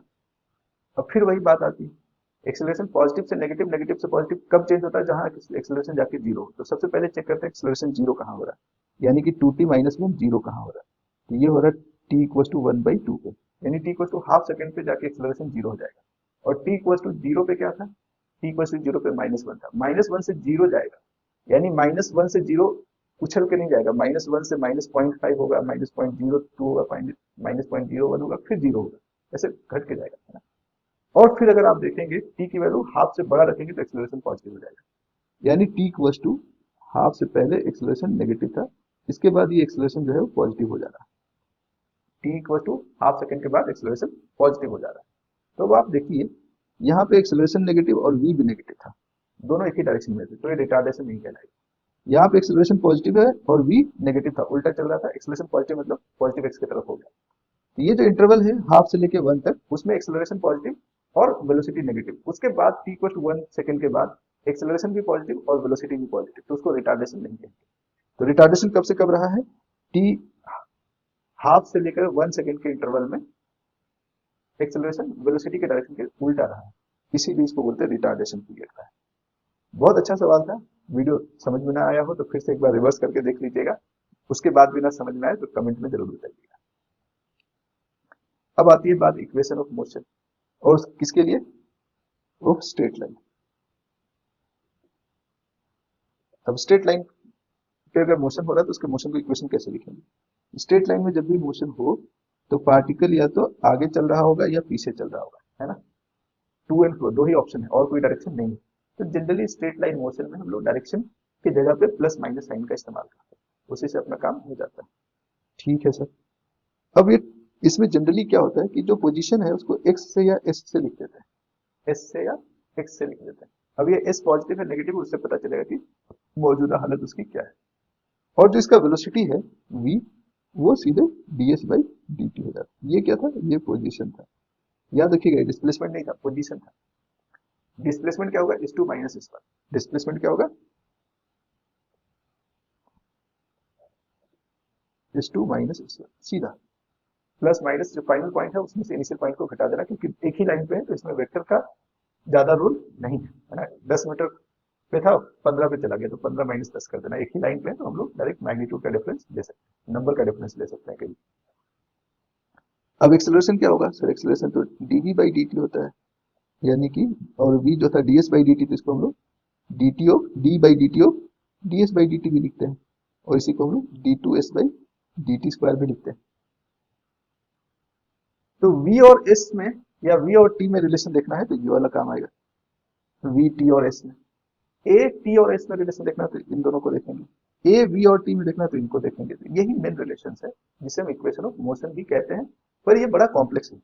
क्या क्या इक्वेशन है अपने पास, एक है अपने पास a equals to dv by dt, दूसरा है v equals to ds by dt, या इसको उल्टा करके लिख दे, इसको ऐसे कहिए dv by dt equals to a, ds by dt equals to v। ये दो मेन इक्वेशन है जिससे मोशन इन स्ट्रेट लाइन के सारे क्वेश्चन सॉल्व किए जा सकते हैं। इतना पावरफुल है। हाँ सर, कहीं कहीं क्या जरूरत पड़ता है, dv बाई dt को हमें s के फॉर्म में चेंज करना पड़ता है। तो उसमें क्या करते हैं कि पहले v को s के रिस्पेक्ट में डिफरेंशिएट करते हैं, फिर s को v के रिस्पेक्ट में, चेन रूल जिसको बोलते हैं, इसको भी a लिख सकते हैं, यहाँ ds बाई dt को फिर v लिख सकते हैं, तो v into dv by ds equals to a। एक इक्वेशन ये, एक यहाँ वाला, दो एक्सेलरेशन के लिए हो गया, एक पोजीशन और वेलोसिटी वाला के लिए हो गया। ये तीन रिलेशन से अपना सारा काम हो जाएगा। पर अब जो इक्वेशन ये डिफरेंशियल फॉर्म में, इसका इंटीग्रल फॉर्म भी होगा, तो इंटीग्रल फॉर्म जो होगा इक्वेशन का वो अलग अलग केस में अलग अलग दिखेगा। अलग अलग केस क्या है, ये सब डिसाइड होगा ए से। एक कुछ केसेस में जीरो आ जाता है, कुछ केसेस में एक्सेलरेशन है ही नहीं, जीरो है। कुछ केस ऐसा होगा जहाँ एक्सेलरेशन कांस्टेंट होगा, कुछ ऐसे भी केस होंगे जहाँ पोजीशन या टाइम के साथ एक्सेलरेशन वेरी कर रहा है। तो सभी अलग अलग केसेज में इक्वेशन, इस इक्वेशन को एक आसान इक्वेशन में कैसे चेंज करना है उसको बस आपको समझना है ना। एक कैटेगरी है मोशन का यूनिफॉर्म मोशन। यूनिफॉर्म मोशन क्या कहता है, यूनिफॉर्म मोशन का मतलब है v कांस्टेंट, मतलब एक ही डायरेक्शन में एक ही रफ्तार से चलता रहे, डायरेक्शन नहीं बदल रहा है, रफ्तार नहीं बदल रहा है, मतलब मैग्नीट्यूड भी कांस्टेंट है, डायरेक्शन भी कांस्टेंट है, तब कहेंगे वेलोसिटी कांस्टेंट है, तो ये यूनिफॉर्म मोशन कहलाता है। अब यूनिफॉर्म मोशन है, v कांस्टेंट है, तो एक्सेलरेशन क्या होगा सर, एक्सेलरेशन तो जीरो होगा। कांस्टेंट स्पीड से या कांस्टेंट वेलोसिटी से चल रहा है तो डिस्टेंस के लिए सीधे हम लोग स्पीड इंटू टाइम, जो आपने क्लास 9th में पढ़ा है। ये फॉर्मूला कब यूज होता है, जब स्पीड या वेलोसिटी, अगर वेलोसिटी कांस्टेंट है तो स्पीड भी कांस्टेंट होगा, है ना, और कांस्टेंट है v तो डायरेक्शन भी नहीं बदल रहा है, तो हमें स्पीड इंटू टाइम से जो नंबर मिलेगा वही डिस्टेंस और डिस्प्लेसमेंट दोनों हो जाएगा। यूनिफॉर्म मोशन में डिस्टेंस और डिस्प्लेसमेंट इक्वल ही हो जाते हैं, है ना, क्योंकि गाड़ी एक ही डायरेक्शन में चल रही है। डायरेक्शन जब बदलेगा, रास्ता जब बदलेगा, तब डिस्टेंस और डिस्प्लेसमेंट में कोई चेंज आ सकता है।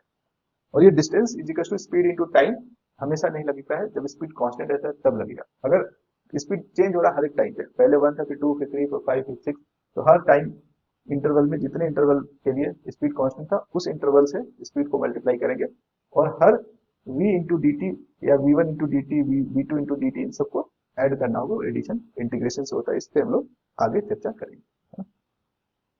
दूसरा केस, अगर एक्सेलरेशन जीरो नहीं हुआ तब, तो दो संभावना है, नॉन जीरो कांस्टेंट वैल्यू होगा, जैसे एक्सेलरेशन हो गया 2, एक्सेलरेशन हो गया 5 और हमेशा 5 रहे, है ना, या एक्सेलरेशन 2t हो गया, यानी कि t इक्वल टू 0 पे 0 के 1 सेकंड पे 2, 2 सेकंड पे 4, 3 सेकंड पे 6 ऐसे बढ़ रहा है या घट रहा है, कोई एक्सप्रेशन दिया हुआ t का, तब हम उसे कहते हैं कि a वेरिएबल है। तो अभी हम लोग बात करें जहां a कांस्टेंट है, यूनिफॉर्मली एक्सेलरेटेड मोशन का। जब a कांस्टेंट होगा तब आप अगर इसे इंटीग्रेट करेंगे dv by d t equal to a को, जहां पे हम a को कांस्टेंट मान रहे हैं, तो ये इंटीग्रेशन u से लेके v वेलोसिटी और टाइम 0 से t, इसको करते हैं तो v माइनस यू और इधर a into t minus zero, solve करने से v equal to u plus a t आता है। और इस v को फिर ds बाई डी टी में चेंज करके फिर से इंटीग्रेट करेंगे, है ना। इस लंबे प्रोसेस में हम आपको लेके नहीं जाना चाह रहे हैं, क्योंकि वन शॉट वीडियो बनना है, काम की चीजों पे ध्यान रखना है। तो जो फाइनल एक्सप्रेशन निकल के आता है v equal to u plus a t, s equal to u t plus half a t square, v square equal to u square plus 2as, और nth सेकंड में जो डिस्टेंस ट्रेवल हुआ है वो u plus a by two 2n minus 1। यहाँ पे n क्या है, nth सेकंड, nth सेकंड मतलब देखिए nth सेकंड और n सेकंड में डिफरेंस है। कैसा डिफरेंस, इसको समझिए। जैसे आप क्रिकेट मैच देखते होंगे, तो 5 ओवर में कितना रन बना और 5वें ओवर में कितना रन बना, दोनों में अंतर है। 5 ओवर में कितना रन बना कैसे बताएंगे, तो वो जीरो बॉल 1 से लेकर के पहला ओवर का, दूसरा ओवर का, तीसरे ओवर का, चौथे ओवर का, 5वें ओवर का, सबका रन जोड़ करके बताएंगे कि 5 ओवर में मान लीजिए 50 रन बना। लेकिन 5वें ओवर की बात करेंगे तो 4 ओवर तक जो रन बना तो उसको माइनस करना पड़ेगा, यानी 50 में से मान लीजिए 4 ओवर में 45 रन बन गया है, और 5 ओवर में 50 बना, तो 5वें ओवर में कितना बना, 50 में माइनस 45। तो वैसे ही nth सेकंड में कितना डिस्टेंस चला है अगर निकालना हो, तो n सेकंड में जो टोटल डिस्टेंस आया इस वाले फॉर्मूले से, इसमें n पुट कर देंगे t की वैल्यू, n सेकंड में जो डिस्टेंस चला उसमें से n माइनस 1 सेकंड में जो डिस्टेंस चला था उसको माइनस कर देंगे, तो nth सेकंड में जो डिस्टेंस चला गया है या जो डिस्प्लेसमेंट हुआ है वो हमको मिल जाता है। बात समझ गए, और वो फाइनल फॉर्मूला कुछ इस तरह से आता है जो फोर्थ इक्वेशन में दिखाया गया। क्लियर है। अब हम लोग को समझना है कि इस पे सवाल कैसे पूछे जाते हैं और कैसे उसको सॉल्व करना है। आपको ये 4 इक्वेशंस पता होना चाहिए, कोई भी सवाल आसानी से सॉल्व हो जाएगा, प्रोवाइडेड इनका इस्तेमाल तभी करना है जब एक्सेलरेशन कांस्टेंट हो, अदरवाइज भूल के भी सभी जगह इसको यूज नहीं करना है। अगर एक्सेलरेशन कांस्टेंट है तभी यूज करना है, एक्सेलरेशन वेरिएबल है तो उसका रास्ता, उसका तरीका हम आपको बताएंगे। जैसे यहाँ क्वेश्चन को ध्यान से समझिए, कह रहे car accelerates from rest at a constant rate 2 metre per second square. कह रहे कार जो है 2 मीटर पर सेकंड स्क्वायर के रेट से, कांस्टेंट रेट से एक्सेलरेट हो रहा है, जी एक्सेलरेशन दे दिया है ना, और क्या क्या दिया उस पर ध्यान दें। फॉर सम टाइम, कुछ देर के लिए एक्सेलरेट हुआ, then it retards at constant rate 4 metre per second, retard करने लगा, डायरेक्शन बदल लिया, एक्सेलरेशन वेलोसिटी का उल्टा हो गया, एंड कम्स टू रेस्ट, और फिर फाइनली रेस्ट में आ जाता है। If it remains in motion for 3 second, कह रहा है कि अगर वो 3 सेकंड तक मोशन में था, then the maximum speed attained by the car is. अब ये टोटल टाइम तो 3 सेकंड दे दिया, तो कितना देर तक वो एक्सेलरेट किया और कितने देर तक डिसलरेट किया ये नहीं बताया गया।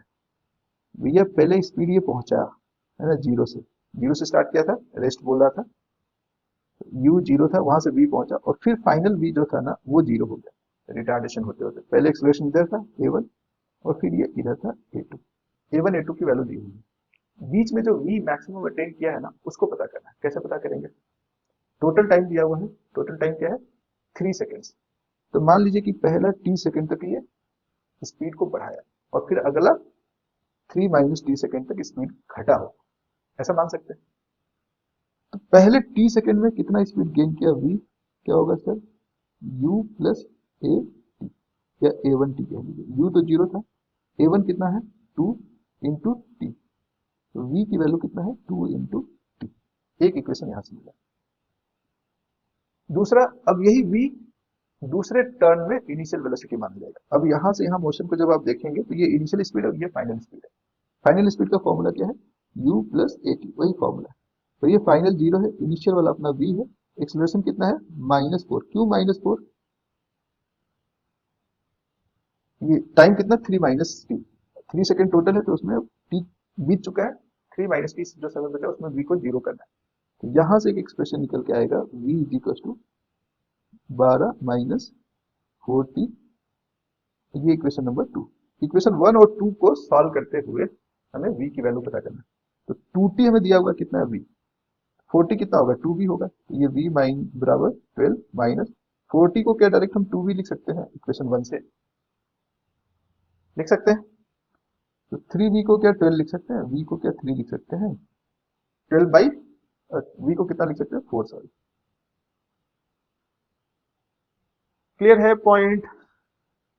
फाइनल आंसर है 4 मीटर पर सेकंड। देखिए सवाल घुमा के पूछा है, लेकिन हमने बहुत आसान तरीके से इसको सॉल्व किया। जो हमारे पास अवेलेबल फॉर्मूला है उसी से इसको सॉल्व कर देना। बस आपको उसको विजुअलाइज करना है, शुरू में क्या था, कांस्टेंट था एक्सेलरेशन या नहीं था, फाइनल पोजीशन पे फाइनल कंडीशन में वी को क्या है, नहीं दिया तो मान लेंगे तो उससे काम बन सकता है कि नहीं, यही सोचना है क्वेश्चन, है ना। आराम से धीरे से चला के वीडियो को देखिए, समझ में आएगा सॉल्यूशन आपको। अगले सवाल पे चलते हैं। कह रहा है bus starts from rest moving with an acceleration 2 metre per second square. Rest से बस स्टार्ट करता है और 2 metre per second square constant acceleration से चलता है। अ cyclist 96 meter behind the bus starts simultaneously towards the bus at 20 meter per second. After what time will he be able to overtake the bus? कितने देर बाद वो बस को overtake करने में सक्षम हो जाएगा? बस को ओवरटेक करने के लिए पकड़ना पड़ेगा। बस जहां से स्टार्ट किया उससे पीछे से साइकिलिस्ट स्टार्ट किया। क्या साइकिलिस्ट बस को पकड़ सकता है? पकड़ सकता है। ये बस और साइकिल की बात नहीं है, बात है स्पीड। साइकिल का स्पीड शुरू में ही 20 मीटर पर सेकेंड था और इसका स्पीड 0 था बस का, है ना। धीरे धीरे स्पीड बढ़ रहा होगा। अगर इसका बस का स्पीड 20 पहुंचने से पहले अगर साइकिल ने ओवरटेक कर लिया तो कर लिया, नहीं तो फिर पूरे जीवन नहीं कर पाएगा, क्योंकि साइकिलिस्ट कांस्टेंट स्पीड से चल रहा है और बस का स्पीड लगातार बढ़ रहा है ना। तो एक चीज है कि अगर पकड़ना होगा तो बस के स्पीड का 20 मीटर पर सेकेंड होने से पहले ही बस को पकड़ना होगा, है ना। ठीक है सर, मान लेते हैं कि ये घटना टी टाइम में होता है, मतलब टी टाइम में बस और साइकिलिस्ट जाके मिल जाते हैं, वहीं पे वो ओवरटेक करेगा। कितने समय लगेगा यही पूछा है, तो टी टाइम लगेगा। मान लेते हैं टी टाइम में दोनों पहुंचते हैं। टी टाइम में मान रहे हैं कि साइकिलिस्ट बस को पकड़ रहा है, तो ये टी टाइम में बस चला मान लेते एक्स, तो साइकिलिस्ट को एक्स नहीं चलना होगा, ज्यादा चलना होगा तभी पकड़ पाएगा, क्योंकि वो पीछे था। कितना पीछे था? 96 मीटर, तो इसे चलना पड़ेगा x प्लस 96। अब ये सिचुएशन को हम लोगों ने विजुअलाइज कर लिया। अब हमें दिखाना है कि दोनों के लिए समय बराबर है, एक कांस्टेंट स्पीड से चल रहा है और दूसरा एक कांस्टेंट एक्सेलरेशन से। दोनों का एक्स का जो डिस्टेंस का जो फॉर्मूला वो लिखते हैं, जो अवेलेबल फॉर्मूला है कांस्टेंट एक्सेलरेशन के लिए। एक्स अगर आपको लिखना होगा तो ut plus half at square लिखेंगे, है ना। X is equal to u तो अपना 0 था, half into 2 into t square, यानी कि सिर्फ टी स्क्वायर बचा। एक्स बराबर टी स्क्वायर, इक्वेशन नंबर 1। दूसरा इक्वेशन कहां से मिलेगा? दूसरा इक्वेशन मिलेगा साइकिलिस्ट का, तो जो साइकिलिस्ट का डिस्टेंस है वो x प्लस 96 है और ये कांस्टेंट स्पीड से चला है 20 इंटू टी। कांस्टेंट स्पीड में स्पीड इंटू टाइम लिखते हैं सीधा। क्लियर है पॉइंट? अब यहाँ दोनों इक्वेशन को सॉल्व करके टी लाना है, तो हम x की वैल्यू लाके रख देते हैं, तो ये हो जाता है x की जगह पर सीधे हम रख देते हैं t square minus 20t plus 96 is equal to 0। अब ये बन गया क्वाड्रेटिक इक्वेशन। 20 को तोड़ना है, ऐसे दो पार्ट में तोड़ना है जिसका प्रोडक्ट आ जाए 96 प्लस में। तो प्लस में लाने के लिए दो नेगेटिव या दो पॉजिटिव रहना चाहिए। दो नेगेटिव तोड़ना आसान है क्योंकि उसका समेशन में -20 आना चाहिए। तो कितना में तोड़ें सोचिए, 10 और 10 करेंगे तो 100 हो जाता है। 10 इंटू 10 100, 96 से बड़ा, तो एक को थोड़ा सा बड़ा करते हैं, एक को थोड़ा ऊपर ले जाता है। 8 इंटू 12 1296 आ जाएगा। ये t square minus 8t minus 12t plus 96 is equal to 0। तो t कॉमन लिए तो t माइनस 8, तो यहाँ -12 कॉमन ले लेंगे तो t minus 8 is equal to 0। दो टाइम आ रहा है, दो टाइम आ रहा है, क्या क्या आ रहा है sir? t minus 8 into t minus 12 is equal to 0। t आ रहा है अपना 8 और t आ रहा है 12। अब आप सोच के बताइए दो टाइम क्यों आ रहा हो? भाई साइकिल पकड़ लिया, साइकिल का स्पीड ज्यादा था, फिर यहाँ से साइकिल मान लीजिए कि यहाँ पे स्पीड अभी भी 20 से ज्यादा है, 21 है, 22 है, कुछ होगा, और ये अभी 20 से नीचे है, मान लीजिए 18 है, तो कार पीछे हो गया। लेकिन अब ये 18 के बाद 20, 22, 23, 24 पहुंचेगा और कहीं ना कहीं जाके साइकिल को फिर दोबारा पकड़ लेगा। तो पूछा सवाल कि कितने समय में वो पकड़ पाएगा, कितने देर में वो पकड़ पाएगा। तो पहला जो समय है वही बताना पड़ेगा। उसकी क्षमता 8 सेकंड में ही पकड़ने की है, तो 12 सेकंड में तो बस जाके ओवरटेक करेगा साइकिल को, है ना। सही आंसर यहाँ पे 8 होगा। बात समझ गया? आइए एक अगला सवाल देखते हैं, nth सेकेंड वाला फॉर्मूला पे कैसे सॉल्व करेंगे। एक बार फॉर्मूला फिर से आपको दिखा दे, u plus A by two, 2n-1 लगाना है ना। Body start from rest with constant acceleration, तो u लेना है जीरो, जब बोल दिया स्टार्ट फ्रॉम रेस्ट है ना। What is the ratio of the distance travel by the body during the fourth and third second. Fourth second में जो डिस्टेंस ट्रेवल करेगा वो कितना होगा, इस फोर्थ, ओके, u तो अपना जीरो है, plus a by two, into 2 into 4-1, और थर्ड सेकेंड में जो करेगा वो a by two into u, तो उसके लिए भी जीरो था, दोनों के लिए जीरो था, 2 इंटू 3-1, ये हो रहा है a बाई टू इंटू 4 दूनी के 8-1 7, और ये आ रहा है a बाई टू इंटू, तो ये 6-1 5। जब रेशियो लेंगे दोनों का, फोर्थ सेकेंड और थर्ड सेकेंड वाले का, a बाई टू भी कैंसिल हो जाएगा, 7/5 मिलेगा। फोर्थ सेकेंड और फिफ्थ सेकेंड में जो डिस्टेंस ट्रैवल किया उसका रेशियो सिर्फ पूछा है, इसीलिए एक्सेलरेशन दिया नहीं था, हमने कांस्टेंट दिया, ये दिया है पर कितना एग्जैक्ट नहीं दिया, तो रेशियो में उसकी जरूरत भी नहीं पड़ेगी, वो कैंसिल हो जाएगा। उम्मीद करते हैं आप लोग को समझ में आया है यहाँ तक। अब एक और केस है, special case straight line motion का, उस पर भी कई सवाल पूछे जाते हैं। Straight line motion under gravity, ये straight line motion under gravity जो है ना, एक स्पेशल केस है कांस्टेंट एक्सेलरेशन का। जब अंडर ग्रेविटी की बात करते हैं तो एक्सेलरेशन अपना जी हो जाता है, पर ये कभी कभी प्लस जी हो जाता है, कभी कभी माइनस जी हो जाता है, बस इतना ही सी बात ध्यान रखनी, बाकी सब फॉर्मूला ठीक ठीक है। जब आप ऊपर देख रहे हैं, यानी नीचे से ऊपर कोई चीज फेंका गया है ना, अगर आपने ऊपर वाले को पॉजिटिव लिया है तब एक्सेलरेशन माइनस जी होगा।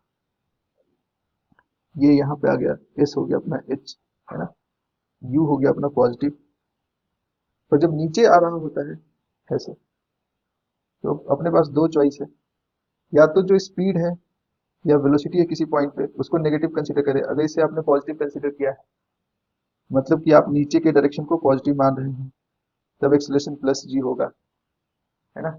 और यहाँ इसको भी प्लस एच ही लिखना पड़ेगा, क्योंकि नीचे डिस्प्लेसमेंट हुआ और नीचे वाले को हम प्लस मान रहे हैं।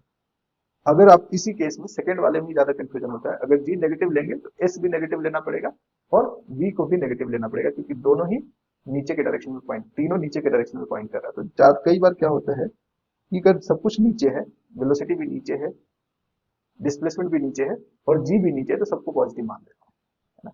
लेकिन कुछ पैरामीटर ऊपर है कुछ नीचे है, तो हमें डिसाइड करना पड़ता है कि ऊपर वाले को पॉजिटिव लेना है या नीचे वाले को।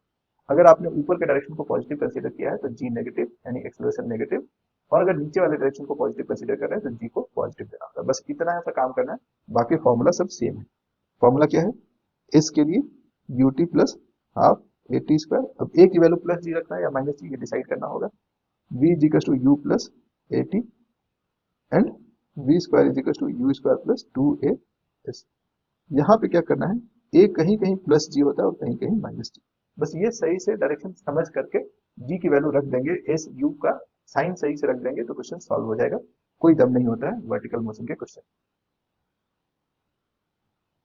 चलिए अब इस पे कुछ क्वेश्चन देखते हैं। ये वाला क्वेश्चन ध्यान से देखिएगा, वर्टिकल मोशन का बहुत बढ़िया बेहतरीन सवाल है। कह रहे stone is dropped from a bridge at a height of 180 metre over a river. River के ऊपर कोई ब्रिज है 180 मीटर के हाइट पे, वहां से स्टोन को ड्रॉप करते हैं। After 3 second a ball is throne straight downward.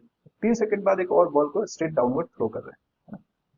What should be the initial velocity of the ball so that both hit the water simultaneously? अब दोनों एक साथ कैसे पहुंचेगा, एक को 3 सेकंड पहले फेंका गया है, वो आ रहा है 180 मीटर नीचे, दूसरे वाले बॉल को 3 सेकंड बाद फेंका गया है ना। अगर पहले वाले दोनों एक साथ पहुंचेगा, तो अगर पहले वाले को टी समय लग रहा है तो इसको t-3 समय लगना चाहिए। क्यों, क्योंकि 3 सेकंड बाद फेंका गया। अगर वो 3 सेकंड जितना समय पहला वाला ले रहा है उससे 3 सेकंड कम लेगा दूसरा वाला, तभी जाके दोनों एक साथ पहुंचेगा। ये बात समझ गए। और दोनों का जो डिस्टेंस है वो सेम है, जो डिस्टेंस चला गया वो सेम है। पहले वाले का जो u है वो 0 है, दूसरे वाले का जो इनिशियल स्पीड है वो पूछा गया है कितना होगा, मान लेते हैं वो u है। तो u कैसे मिलेगा, अब पहले वाले का स्पीड 0 पता है, डिस्टेंस कितना चला वो भी पता है, टाइम हमें पता कर लेना। अगर उसका टाइम मिल गया तो उससे 3 सेकंड कम में इसको पहुंचाना है सेम डिस्टेंस पे, तो स्पीड क्या है वो स्पीड पता करना। सबसे पहले पहला वाला जो मोशन है उसका इक्वेशन लिखिए और देखिए कुछ वहां से मिल सकता है क्या। पहले वाले का s is equal to u t plus half a t square. अब यहाँ देखिए सब कुछ नीचे, डिस्प्लेसमेंट भी नीचे हुआ है, एक्सप्रेशन भी नीचे है, तो अच्छा नीचे वाले डायरेक्शन को ही पॉजिटिव मान लीजिए, नीचे वाले डायरेक्शन को ही पॉजिटिव मान लिया जाए।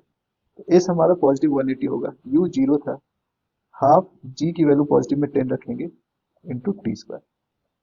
तो यहाँ से ये आ जाता है t square is equal to 2 into 180/10, 10 से ये कटा 36, टी इक्वल टू 6 आ जाएगा, रूट 36 इज 6।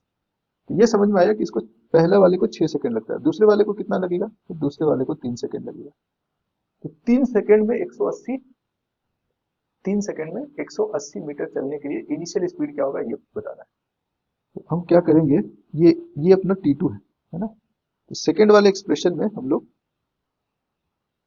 एस तो वही है, U2 जो है वो अलग है, प्लस रखना है हाफ dt स्क्वायर क्योंकि सब नीचे है, ये 180 है, U पता करना है, T अपना 3 आ रहा है, प्लस हाफ G की वैल्यू 5 होता है इंटू 3 का स्क्वायर। ठीक है सर, तो आप कह रहे हैं 3U जो होगा वो 180 माइनस 3 के 9 9 पचे 45 45 एंड U इज 60 माइनस 15 जो कि फाइनली 45 मीटर पर सेकेंड होगा। सही आंसर ऑप्शन ए है। तो हमने क्या किया, सिंपल जो इक्वेशन होता है उसी का इस्तेमाल किया, पर उसके पहले सिचुएशन को विजुअलाइज करना होता है कि दोनों में जो समय है वो क्या है, दोनों का समय में आपस में क्या रिलेशन है, स्पीड दोनों का, एक का 0 है दूसरे का अलग है, डिस्टेंस दोनों का सेम है, टाइम भी सेम होगा तो काम नहीं बनेगा, टाइम अलग अलग है, क्या टाइम में डिफरेंस है वही समझना था यहाँ पे, है ना। पहले का टाइम अलग है, दूसरे वाले का टाइम अलग है, पहला 6 सेकंड लेता है तो दूसरा वाला उससे 3 कम लेगा। ये बात समझ जाएंगे जितना जल्दी उतना आसानी से क्वेश्चन सॉल्व हो जाता है। एक सवाल और देखते हैं, वर्टिकल मोशन पे बढ़िया सवाल है। इसमें जो सिनेरियो है वो डायग्राम में दिखाया गया है, मुझसे छुप रहा हो तो मैं इधर उधर हो जाता हूँ। कह रहा है person standing on a top of 25 metre high building throws a ball upward at a speed of 20 metre per second, find time that ball will take to come down. कितने समय में बॉल जो है ये ऊपर गया और ये नीचे आके गिरेगा ग्राउंड पे। तो इनिशियल पोजीशन पता है, फाइनल पता है, इनिशियल और फाइनल में जो डिफरेंस है वो डिस्प्लेसमेंट को बताता है। तो जो डिस्प्लेसमेंट है अगर आप यहाँ पे ध्यान देंगे तो ये इनिशियल ये फाइनल, डिस्प्लेसमेंट यही 25 है और यू जो है ऊपर है वो कितना है 20 है, जी किधर है नीचे है। अब इसमें कुछ टर्म जो है ऊपर है कुछ नीचे है, तो कोई एक डायरेक्शन को पॉजिटिव मानना होगा। अगर मान लेते ऊपर वाले को पॉजिटिव तो यू पॉजिटिव होगा, जी नेगेटिव होगा, एस नेगेटिव होगा, फॉर्मूला वही लगेगा। डिस्टेंस दिया है, टाइम पूछ रहा है तो पोजीशन टाइम रिलेशन को ही यूज करना है। S is equal to u t plus half a t square, जिसमें एस कितना रखेंगे -25। क्यों नेगेटिव, क्योंकि यू को हम पॉजिटिव रख रहे हैं, ऊपर वाले डायरेक्शन को पॉजिटिव मान रहे हैं, ऊपर वाला डायरेक्शन पॉजिटिव है तो अपना एक्सेलरेशन भी -g होगा। क्लियर है पॉइंट यहाँ तक। तो ये आया -25 is equal to 20t minus half into g is 5 t square. अब क्या करेंगे सोचिए, सबको पहले तो 5 से डिवाइड कर दीजिए, -5 4 माइनस टी स्क्वायर, ये 4t, सब टी को एक तरफ ले आइए, टी स्क्वायर ये -4t -5 सबको एक तरफ ले आए तो दूसरी तरफ बचेगा क्या 0। अब इसको कैसे सॉल्व करना है, t square -5t plus T -5 ऐसे लिख सकते हैं। क्या फायदा इसका, टी कॉमन लेंगे तो t-5 प्लस t-5 ये दूसरा टर्म बन गया। अब इन दोनों टर्म में से t-5 को कॉमन लीजिए, क्या करें t-5 को कॉमन, पहले वाले में बचेगा t, दूसरे में 1, यहाँ से t इक्वल टू 5 और t इक्वल टू -1, दो टाइम पे हमें ये इक्वेशन सही मिल रहा है, वैलिड मिल रहा है। यानी ऐसा दो टाइम हो सकता है, t इक्वल टू -1 पे, यानी 20 मीटर एच हाइट पे, तो ऐसा मानना जा रहा है कि 1 सेकंड पहले वो नीचे रहा होगा, है ना। खैर उससे आंसर नहीं है, आंसर बता रहा है कितने देर बाद ये गिरेगा, तो सही आंसर इसमें 5 वाला है, 5 सेकंड बाद ये नीचे ग्राउंड पे पहुंच जाएगा, है ना।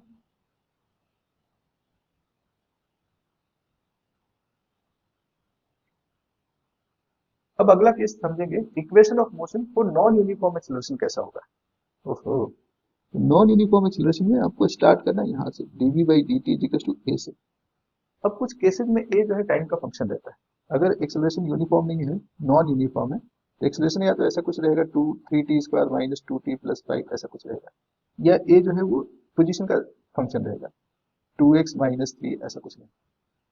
तो जब टाइम का फंक्शन रहे तो इसको यूज करना, क्या करेंगे dv by dt is equal to a की वैल्यू यहाँ पे टाइम वाला रख देंगे 3t Q minus 2t plus 5, और फिर इस dv को और इधर 3t q minus 2t plus 5 को इंटीग्रेट करना है। अब इसमें आप लोग माहिर हैं, तो इस इंटीग्रेशन में इनिशियल स्पीड पता होना चाहिए। ये जीरो है, यहाँ पे ये इनिशियल पता होना चाहिए। जनरली u की वैल्यू दिया रहता है, ज्यादातर केस में जीरो रहता है, तो जो रहेगा u की वैल्यू पुट कर देंगे, तो यहाँ से इंटीग्रेट करने के बाद सीधे v का रिलेशन मिल जाएगा, या v माइनस यू मिल जाएगा। यहाँ इंटीग्रेट करके आपको लिखना है ना। इंटीग्रेट कर देंगे तो क्या होगा, पावर बढ़ जाता है 3t⁴/4 माइनस 2t² यानी कि t² प्लस 5t, ऐसा एक्सप्रेशन मिल जाएगा। अब इस v को फिर dx/dt लिख के एक बार फिर इंटीग्रेट करेंगे तो x का एक्सप्रेशन भी मिल जाएगा। पर क्या होगा अगर a इस फॉर्मेट में है, अगर ये इस फॉर्मेट में है, तो ये वाला इक्वेशन ना यूज करके स्टार्ट कहाँ से करना है, v dv/dx। अगर s की जगह x है तो x ही लेके चलना है, इधर 2x माइनस 3। अब क्या होगा, इंटीग्रेशन v dv एक तरफ और दूसरी तरफ 2x माइनस 3 dx, ऐसे इनको अलग अलग इंटीग्रेट करिए और जो रिजल्ट आप चाहेंगे वो मिल जाएगा। अब इसे हम लोग क्वेश्चन से समझने की कोशिश करते हैं, ज्यादा अच्छा रहेगा। जैसे इस वाले क्वेश्चन को ध्यान से समझिए, कह रहा है acceleration of particle moving rectilinearly is a equals to 4 minus 2x। यहाँ a जो x का फंक्शन है, where x is position in metre and a in metre per second square. a यहाँ पे मीटर पर सेकंड स्क्वायर है, acceleration metre per second square में है और x जो है वो मीटर में है। It is at instantaneous rate, it is at instantaneous rest at x is equal to 0। x is equal to 0 पे v जो है वो 0 है, ये कह रहा है। At what position x will the particle again come to instantaneous rest, किस टाइम पे फिर से पार्टिकल रेस्ट में आ जाएगा। तो पहले x के साथ v का रिलेशन पता करना होगा। कैसे पता चलेगा सर, a और x में रिलेशन तो साफ साफ दिख रहा है, उसके लिए v को a को बदलना पड़ेगा v dv/dx से। ठीक है सर, कर दिया तो आगे भी कर दीजिए, v dv एक तरफ, 4 माइनस 2x dx को एक तरफ। अब करिए इंटीग्रेट। लिमिट क्या रखना है, जीरो टाइम पे वेलोसिटी भी जीरो कह रहा है और किसी टाइम नहीं पोजीशन, जीरो पोजीशन पे v जीरो है और x पोजीशन पे v मान लेते हैं v है। इस तरफ आपको मिलेगा v²/2, इधर इंटीग्रेट करेंगे तो 4x माइनस 2x²/2 मतलब x²। अब यहां से हमें क्या पता करना है कि v कब जीरो होगा वापस, ये जहां v² जीरो होगा वहीं v जीरो होगा, और क्या। यहां से 4x कॉमन ले लेते हैं तो 1 माइनस x, इसको जीरो दिखाना। ये जीरो कब कब होगा, x इज इक्वल टू 0 पे तो एक जीरो दिख रहा है और दूसरा कहां दिख रहा है, x इज इक्वल टू 1 पे। यही अपना सही आंसर होगा। x इज इक्वल टू 1 पे ये 4 इंटू 1 माइनस 1 तो जीरो हो गया, तो v²/2 जीरो मतलब v भी जीरो हो गया। उम्मीद करते हैं आप लोगों को समझ में आया कि वेरिएबल एक्सेलरेशन है तो डरना नहीं है, बस एक स्टेप आगे बढ़ जाना है। इंटीग्रेशन एक स्टेप का करना होगा आपको और फाइनल रिजल्ट तक आप पहुंच सकते हैं आसानी से। ठीक है,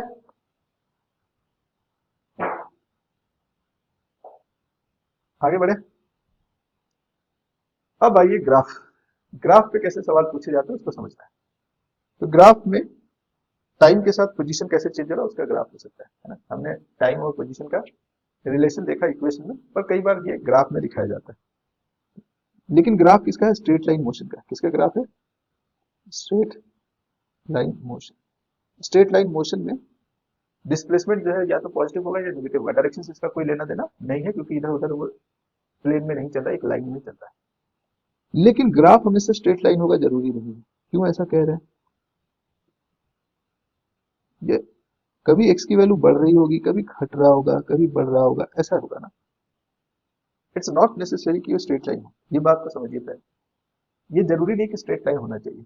ग्राफ स्ट्रेट लाइन मोशन है, ये बस ये दिखा रहा है कि किसी टाइम t1 पे कोई पोजीशन था x1, ये पोजीशन धीरे धीरे बढ़ रहा था, है ना। और ये कर्व जो है ना, जो कर्वेचर है ग्राफ का वो डिसाइड करता है स्पीड।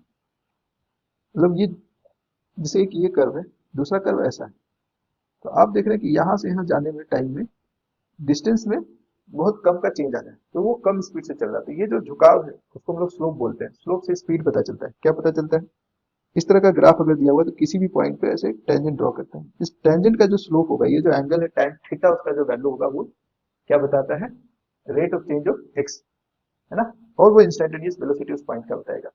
अगर एवरेज वेलोसिटी बताना है तो x2 minus x1 divided by t2 minus t1 करेंगे, एवरेज मिल जाएगा ग्राफ से भी। तो इंस्टेंटेनियस के लिए slope of the tangent speed को बताता है। तो डिस्प्लेसमेंट टाइम ग्राफ से जो कंक्लूजन आता है, जो उसके स्लोप को देख करके कंक्लूजन आता है, वो उसके स्पीड के बारे में आता है, और अलग अलग टाइम पे पोजीशन क्या है वो तो हमें आसानी से पता चल ही जा रहा है ना। जैसे इस वाले क्वेश्चन को ध्यान से समझिए, बहुत सारा क्वेश्चन का आंसर आपको मिल जाएगा। कह रहा फिगर जो है वो shows the position of a particle moving on a x axis as a function of time. यहाँ पे पार्टिकल का जो पोजीशन है टी के साथ जो वेरी कर रहा है वो दिखाई गया। कह रहा the particle has come to rest 6 times, कह रहा 6 बार पार्टिकल रेस्ट में आया। अच्छा, the maximum speed is at t equals to 6। सबसे पहले देखना कि पार्टिकल रेस्ट में कब आएगा, जब स्पीड जीरो होगा या वेलोसिटी जीरो होगा। वेलोसिटी जीरो कहाँ होता है, जहां जहां ये पलटी मारा इन सभी पॉइंट्स पे जब आप टेंजेंट ड्रॉ करते हैं तो ये टेंजेंट आ जाता है टी एक्सिस के पैरेलल। जो टेंजेंट एक्सिस टी एक्सिस के पैरेलल आ गया उसका टी एक्सिस से एंगल जीरो हो गया और टेन जीरो जीरो होता है, यानी इन सभी जगहों पे स्पीड जीरो है। कितना ऐसा पोजीशन मिला, काउंट करिए, 1 2 3 4 5 6। तो पहला वाला तो बिल्कुल सही। अब कह रहा है मैक्सिमम स्पीड है at t equal to 6 second, t equal to 6 second कहीं यहाँ। पर आप देखेंगे धीरे धीरे ये स्लोप जो है ना, ऐसे पहले खड़ा था धीरे धीरे से फ्लैट हो रहा है। तो ये यहाँ पे स्लोप ज्यादा होगा, यहाँ पे कम होगा, उसके ऊपर और कम होगा। तो 6 सेकंड वो पॉइंट नहीं है जहाँ पे स्पीड मैक्सिमम है। जहाँ पे स्लोप ज्यादा खड़ा दिखेगा वो मैक्सिमम स्पीड का पॉइंट होता है, इसलिए ये गड़बड़ है। The velocity remains positive for t equal to 0 to 6 second. T equal to 0 से 6 सेकंड तक वेलोसिटी पॉजिटिव है नहीं, जहां स्लोप पॉजिटिव वहां पॉजिटिव, और जहां स्लोप नेगेटिव है वहां पे वेलोसिटी नेगेटिव होगा। ठीक है, कह रहे the average velocity for the total period shown is negative. कह रहे जो टोटल पीरियड उसके लिए average speed average velocity negative है। तो ये पहला इनिशियल पॉइंट है, ये फाइनल पॉइंट है। दोनों को आप देखेंगे तो इनिशियल और फाइनल एक ही जगह पे पहुंच गया है। तो जो टोटल नेट डिस्प्लेसमेंट है वो जीरो है, तो उसमें नेगेटिव होने का कोई चांस नहीं दिख रहा है, इसीलिए ऑप्शन डी भी करना है।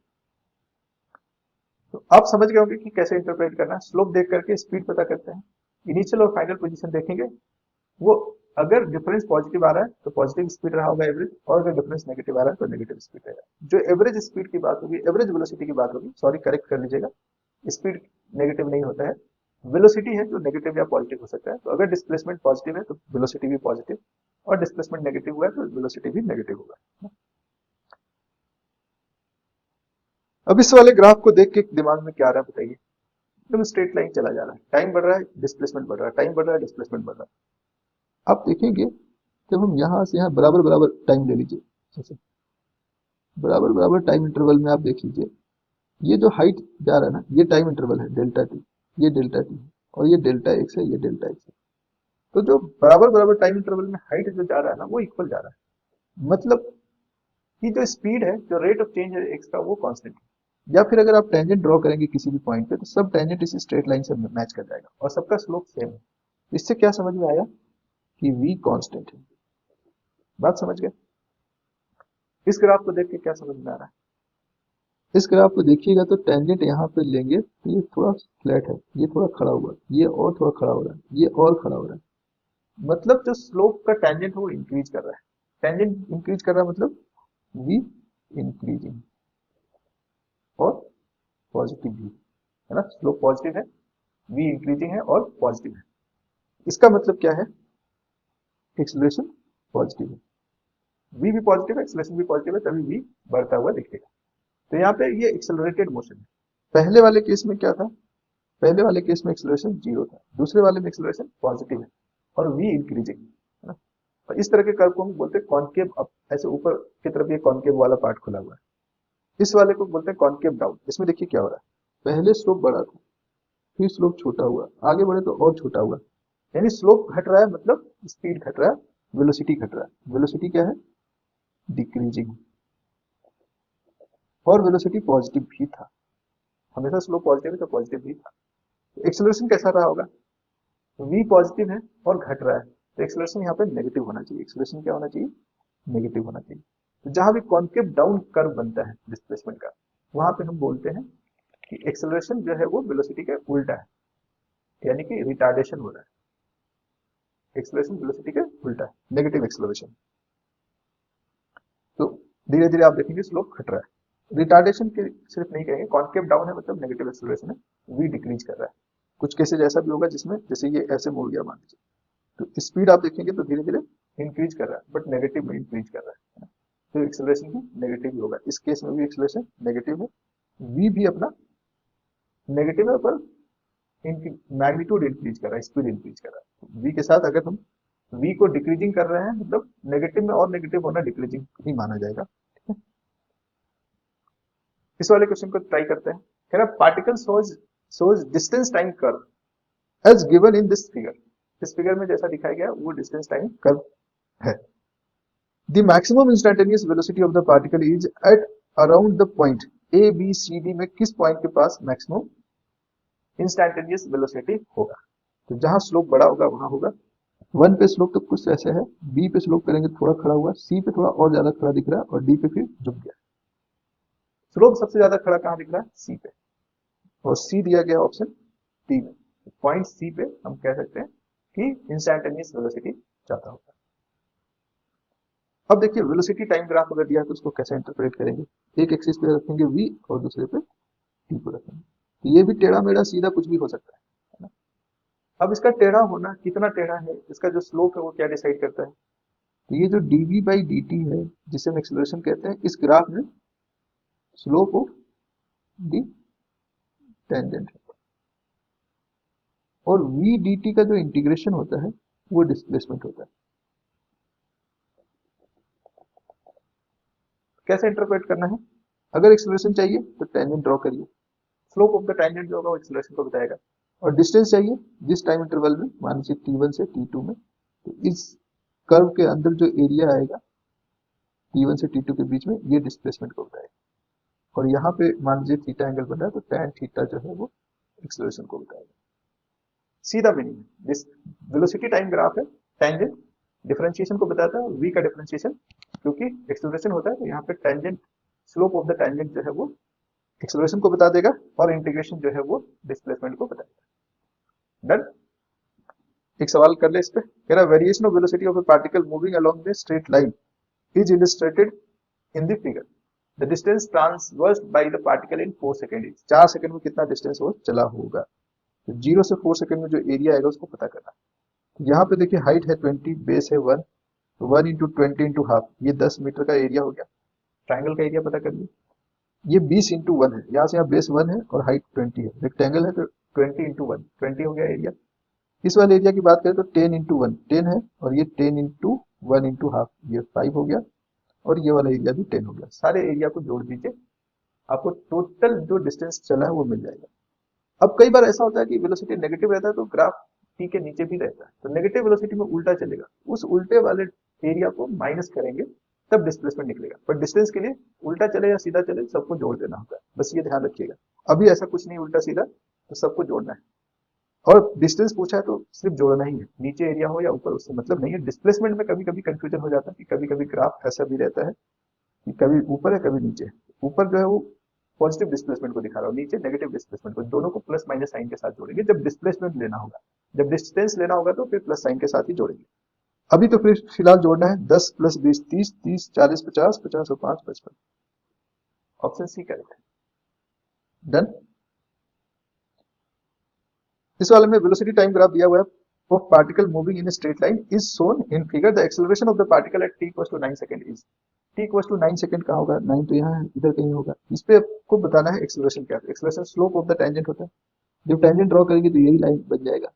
अब इसका एंगल पॉजिटिव टी से तो नहीं मिला, इधर दिख रहा है ना, तो अगर आप एंगल पॉजिटिव से ना लेके नेगेटिव वाले से लेंगे तो उसको नेगेटिव दिखाना होगा, है ना। यहाँ पे माइनस tan थीटा जो है वो अपना एक्सेलरेशन होगा, और tan थीटा की वैल्यू कैसे आएगा, इस राइट एंगल ट्राइंगल में ये जो परपेंडिकुलर है 5 से 15 10 का है, और ये जो बेस है वो 2 का है, तो 10/2 माइनस लगाना sign, -5 metre per second. Acceleration जो है वो 5 आ रहा है पर नेगेटिव होगा क्योंकि स्लोप नेगेटिव। क्लियर है पॉइंट। अब एक्सेलरेशन टाइम ग्राफ से आप क्या कंक्लूड कर सकते हैं। अगर एक्सेलरेशन टाइम ग्राफ में एक्सेलरेशन बढ़ रहा है घट रहा है ये पता चलेगा। ऐसा है मान लीजिए, कहीं ऐसा है, कहीं ऐसा है ना। इन सब में एक्सेलरेशन पॉजिटिव है। कोई ग्राफ ऐसा है, ले लीजिए 1 2 3 4, 1 2 3, इन सब में एक्सेलरेशन पॉजिटिव है ना, और यहाँ पे एक्सेलरेशन जो है वो नेगेटिव। नेगेटिव एक्सेलरेशन बताता है कि स्पीड घट रहा होगा। अच्छा ये ऐसे जैसे बढ़ रहा है ना तो नेगेटिव 0 की तरफ जा रहा है, यहाँ एक्सेलरेशन बढ़ता हुआ है, एक्सेलरेशन कांस्टेंट, एक्सेलरेशन घटता हुआ है, पर सभी केस में एक्सेलरेशन पॉजिटिव मतलब v बढ़ रहा है, यहाँ पे v घट रहा होगा। अगर नेगेटिव है तो नेगेटिव में और नेगेटिव होगा, भी पॉजिटिव है तो धीरे धीरे जीरो की तरफ जाएगा। वी घटने का मतलब यही है। इसको और कैसे इंटरप्रेट करेंगे, यहाँ देखते हैं, समझते हैं। एक तरफ वेलोसिटी टाइम ग्राफ है, दूसरी तरफ एक्सेलरेशन है। ये वेलोसिटी टाइम ग्राफ बताता है स्लोप यहाँ पे कांस्टेंट है हर एक पॉइंट पे, मतलब इसका एक्सेलरेशन कांस्टेंट होगा। तो जो स्लोप आएगा उतने ही वैल्यू पे एक्सेलरेशन टाइम ग्राफ में भी कभी ड्रॉ करना हो तो आपको सीधा एक लाइन खींच देना है ना। यहाँ वेलोसिटी डिक्रीजिंग है यानी एक्सेलरेशन नेगेटिव होगा, टाइम एक्सिस के नीचे एक्सेलरेशन टाइम ग्राफ ड्रॉ करना है। फिर इस वाले क्वेश्चन को, ये थोड़ा सा अलग तरह का क्वेश्चन है, इसको समझने की कोशिश करते हैं।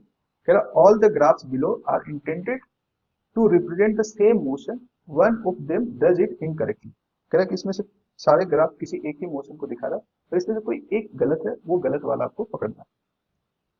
अब इस चारों में से कोई एक गलत है ना, बाकी तीन आपस में मैच खा रहे हैं, ये बात है। तो हम लोग को सबसे पहले कोई एक को करेक्ट मान के चलना होगा। मान लेते हैं कि ऑप्शन ए जो है करेक्ट है। वो क्या दिखा रहा है, टाइम के साथ वेलोसिटी कैसे चेंज हो रहा है। पहले वेलोसिटी पॉजिटिव था तो मोशन कैसा हो रहा होगा, वेलोसिटी पॉजिटिव था तो गाड़ी आगे चल रही होगी, है ना। तो जब तक पॉजिटिव था वो कांस्टेंट धीरे धीरे घट रहा है ना, तो ये ठीक है घट रहा है, लेकिन पॉजिटिव था, जितने देर तक ये पॉजिटिव था उतने देर तक गाड़ी आगे चली। लेट से ये T1 है और ये अपना T2, तो T1 टाइम तक गाड़ी आगे चली, फिर वेलोसिटी नेगेटिव हो गया, नेगेटिव हो गया तो गाड़ी उल्टा चलने लगी। और आप देखेंगे ये एरिया की बात करेंगे तो जितना पॉजिटिव एरिया उतना ही नेगेटिव है, यानी फाइनल डिस्प्लेसमेंट जीरो दिखा रहा है। तो फिर T2 टाइम पे वापस t इक्वल टू जीरो से स्टार्ट हुआ था, गया आगे और फिर वापस आ गया। अलग अलग टाइम पे T1 टाइम तक वेलोसिटी पॉजिटिव था, T2 टाइम तक वेलोसिटी नेगेटिव था। अब वेलोसिटी का पोजीशन के साथ रिलेशन चेक करते हैं। तो किसी पोजीशन पे, मान लीजिए इस पोजीशन पे अगर आप वेलोसिटी देखेंगे तो पोजीशन के साथ वेलोसिटी देख रहे हैं तो दो मिल रहा है, एक जाते समय और एक लौटते समय। तो जाते समय अगर पॉजिटिव था तो लौटते समय उतना ही नेगेटिव होगा। जैसे लास्ट में जहाँ रुका है ना, वेलोसिटी जीरो हुआ, फिर जीरो से धीरे धीरे वेलोसिटी नेगेटिव डायरेक्शन में बढ़ना शुरू हुआ। यहाँ पे जीरो हुआ, जीरो से थोड़ा सा पहले जितना पॉजिटिव था उतना ही पीछे अगर आते हैं लौटते समय तो उतना ही नेगेटिव रहा। तो ये भी बिल्कुल मैच कर रहा है किसके साथ, ए के साथ। ठीक है सर, पोजीशन के साथ देखिए क्या हो रहा है, पोजीशन धीरे धीरे बढ़ा, स्लोप धीरे धीरे, पोजीशन का स्लोप जो है वो धीरे धीरे क्या हो रहा है, घट रहा है ना। ये स्लोप पहले ज्यादा था, फिर कम, फिर कम, फिर कम, फिर यहाँ पे आके स्लोप क्या हो गया, जीरो हो गया। तो एक टाइम पे जाकर के स्पीड भी जीरो हो गया, वेलोसिटी जीरो हो गया था, फिर वापस रिटर्न आया और पोजीशन सेम जगह पे आ गया। तो ये भी सही दिख रहा है। सी में पकड़ना है गड़बड़ी क्या है, पहले आप देखिए स्लोप जो है धीरे धीरे बढ़ रहा है इसका, लेकिन स्लोप बढ़ने का मतलब स्पीड बढ़ रहा है, तो स्पीड बढ़ नहीं रहा है। ये ग्राफ कह रहा है कि स्पीड घट रहा है, ये भी कह रहा है पोजीशन के साथ स्पीड घट रहा है। तो टाइम के साथ स्पीड को बढ़ते हुए दिखा रहा है ये डिस्टेंस वाला, ये गड़बड़। और फिर स्पीड को ये दिखा रहा है कि घटने लगा है। नियम तक क्या था, कैसा होना चाहिए था डिस्टेंस का कर्व, ये डिस्टेंस और डिस्प्लेसमेंट तो शुरू में मैच कर जाएगा, बाद में ये जो नेगेटिव हुआ ना पोजीशन, वहां पे भी डिस्टेंस ये बढ़ते जाएगा। ऐसा होना चाहिए, एक पॉइंट आता है जहां पे टेंजेंट जो है वो, जो स्लोप ऑफ टेंजेंट है वो जीरो हो जाता है। ये वाला अगर ग्राफ होता डिस्टेंस और टाइम का तब सही माना जाता, पर सी सही नहीं है।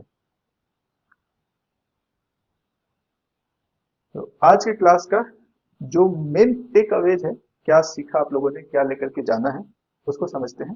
पहले जितने भी स्ट्रेट लाइन मोशन है ना, उस स्ट्रेट लाइन मोशन में पोजीशन को अगर आप एस से दिखा रहे हैं तो पोजीशन का जो रेट ऑफ चेंज है उसको वेलोसिटी कह देते हैं, और वेलोसिटी का जो रेट ऑफ चेंज है dv बाई dt, ये कई जगहों पे काम आता है, इसी से सारा फॉर्मूला भी डिराइव हुआ है। एंड ds बाई dt जो है वो v है। ये दो इंपॉर्टेंट फॉर्मूला था, v dv by ds is equal to a, इसको भी कहीं कहीं यूज करते हैं। ये तीन इंपॉर्टेंट फॉर्मूला था। फिर इक्वेशन ऑफ मोशन हमने देखा, इक्वेशन ऑफ मोशन का इस्तेमाल कहाँ पे करना है, जहाँ पे एक्सेलरेशन कांस्टेंट रहता है। वर्टिकल मोशन में उसका इस्तेमाल बहुत सारी जगहों पे होता है, और एक्सेलरेशन कांस्टेंट है g लेते हैं, बट वो भी नियर द अर्थ सरफेस के लिए सही है ना। फिर हम लोगों ने ग्राफ वाले पॉइंट को डिस्कस किया, जिसमें अगर पोजीशन टाइम ग्राफ है ना, पोजीशन टाइम ग्राफ का जो स्लोप होगा वो पोजीशन का रेट ऑफ चेंज है, जो कि वेलोसिटी को रिप्रेजेंट करता है। वेलोसिटी टाइम ग्राफ का जो स्लोप है वो एक्सेलरेशन को रिप्रेजेंट करता है, और वेलोसिटी टाइम ग्राफ में ही जो एरिया है वो डिस्प्लेसमेंट को रिप्रेजेंट करता है। एक्सेलरेशन टाइम ग्राफ है तो एरिया चेंज इन वेलोसिटी को रिप्रेजेंट करेगा, है ना। और वहां पे स्लोप का कोई खास मीनिंग नहीं होता, तो slope of acceleration time graph को कई जगहों पे जर्क कहा जाता है, पर उसकी जरूरत हमें पड़ती नहीं है। एक्सेलरेशन बढ़ रहा है घट रहा है उसके हिसाब से हम वेलोसिटी बढ़ेगा घटेगा या वेलोसिटी का ग्राफ कैसा होगा ये अंदाजा लगा सकते हैं बस। आज के सेशन को यहीं एंड करेंगे। आप लोग कमेंट में बताइएगा कि क्लास कैसी चल रही है। इसी तरह का वीडियो अगर आप लोग चाहते हैं तो कमेंट में बताइए। कोई इंप्रूवमेंट, देखिए फर्स्ट टाइम मैं वन शॉट वीडियो बना रहा हूँ, कोई सजेशन, कोई इंप्रूवमेंट आपको लगता है वो भी कमेंट में मेंशन करिएगा। आने वाले अगली वीडियो में इसको इंक्लूड करने की कोशिश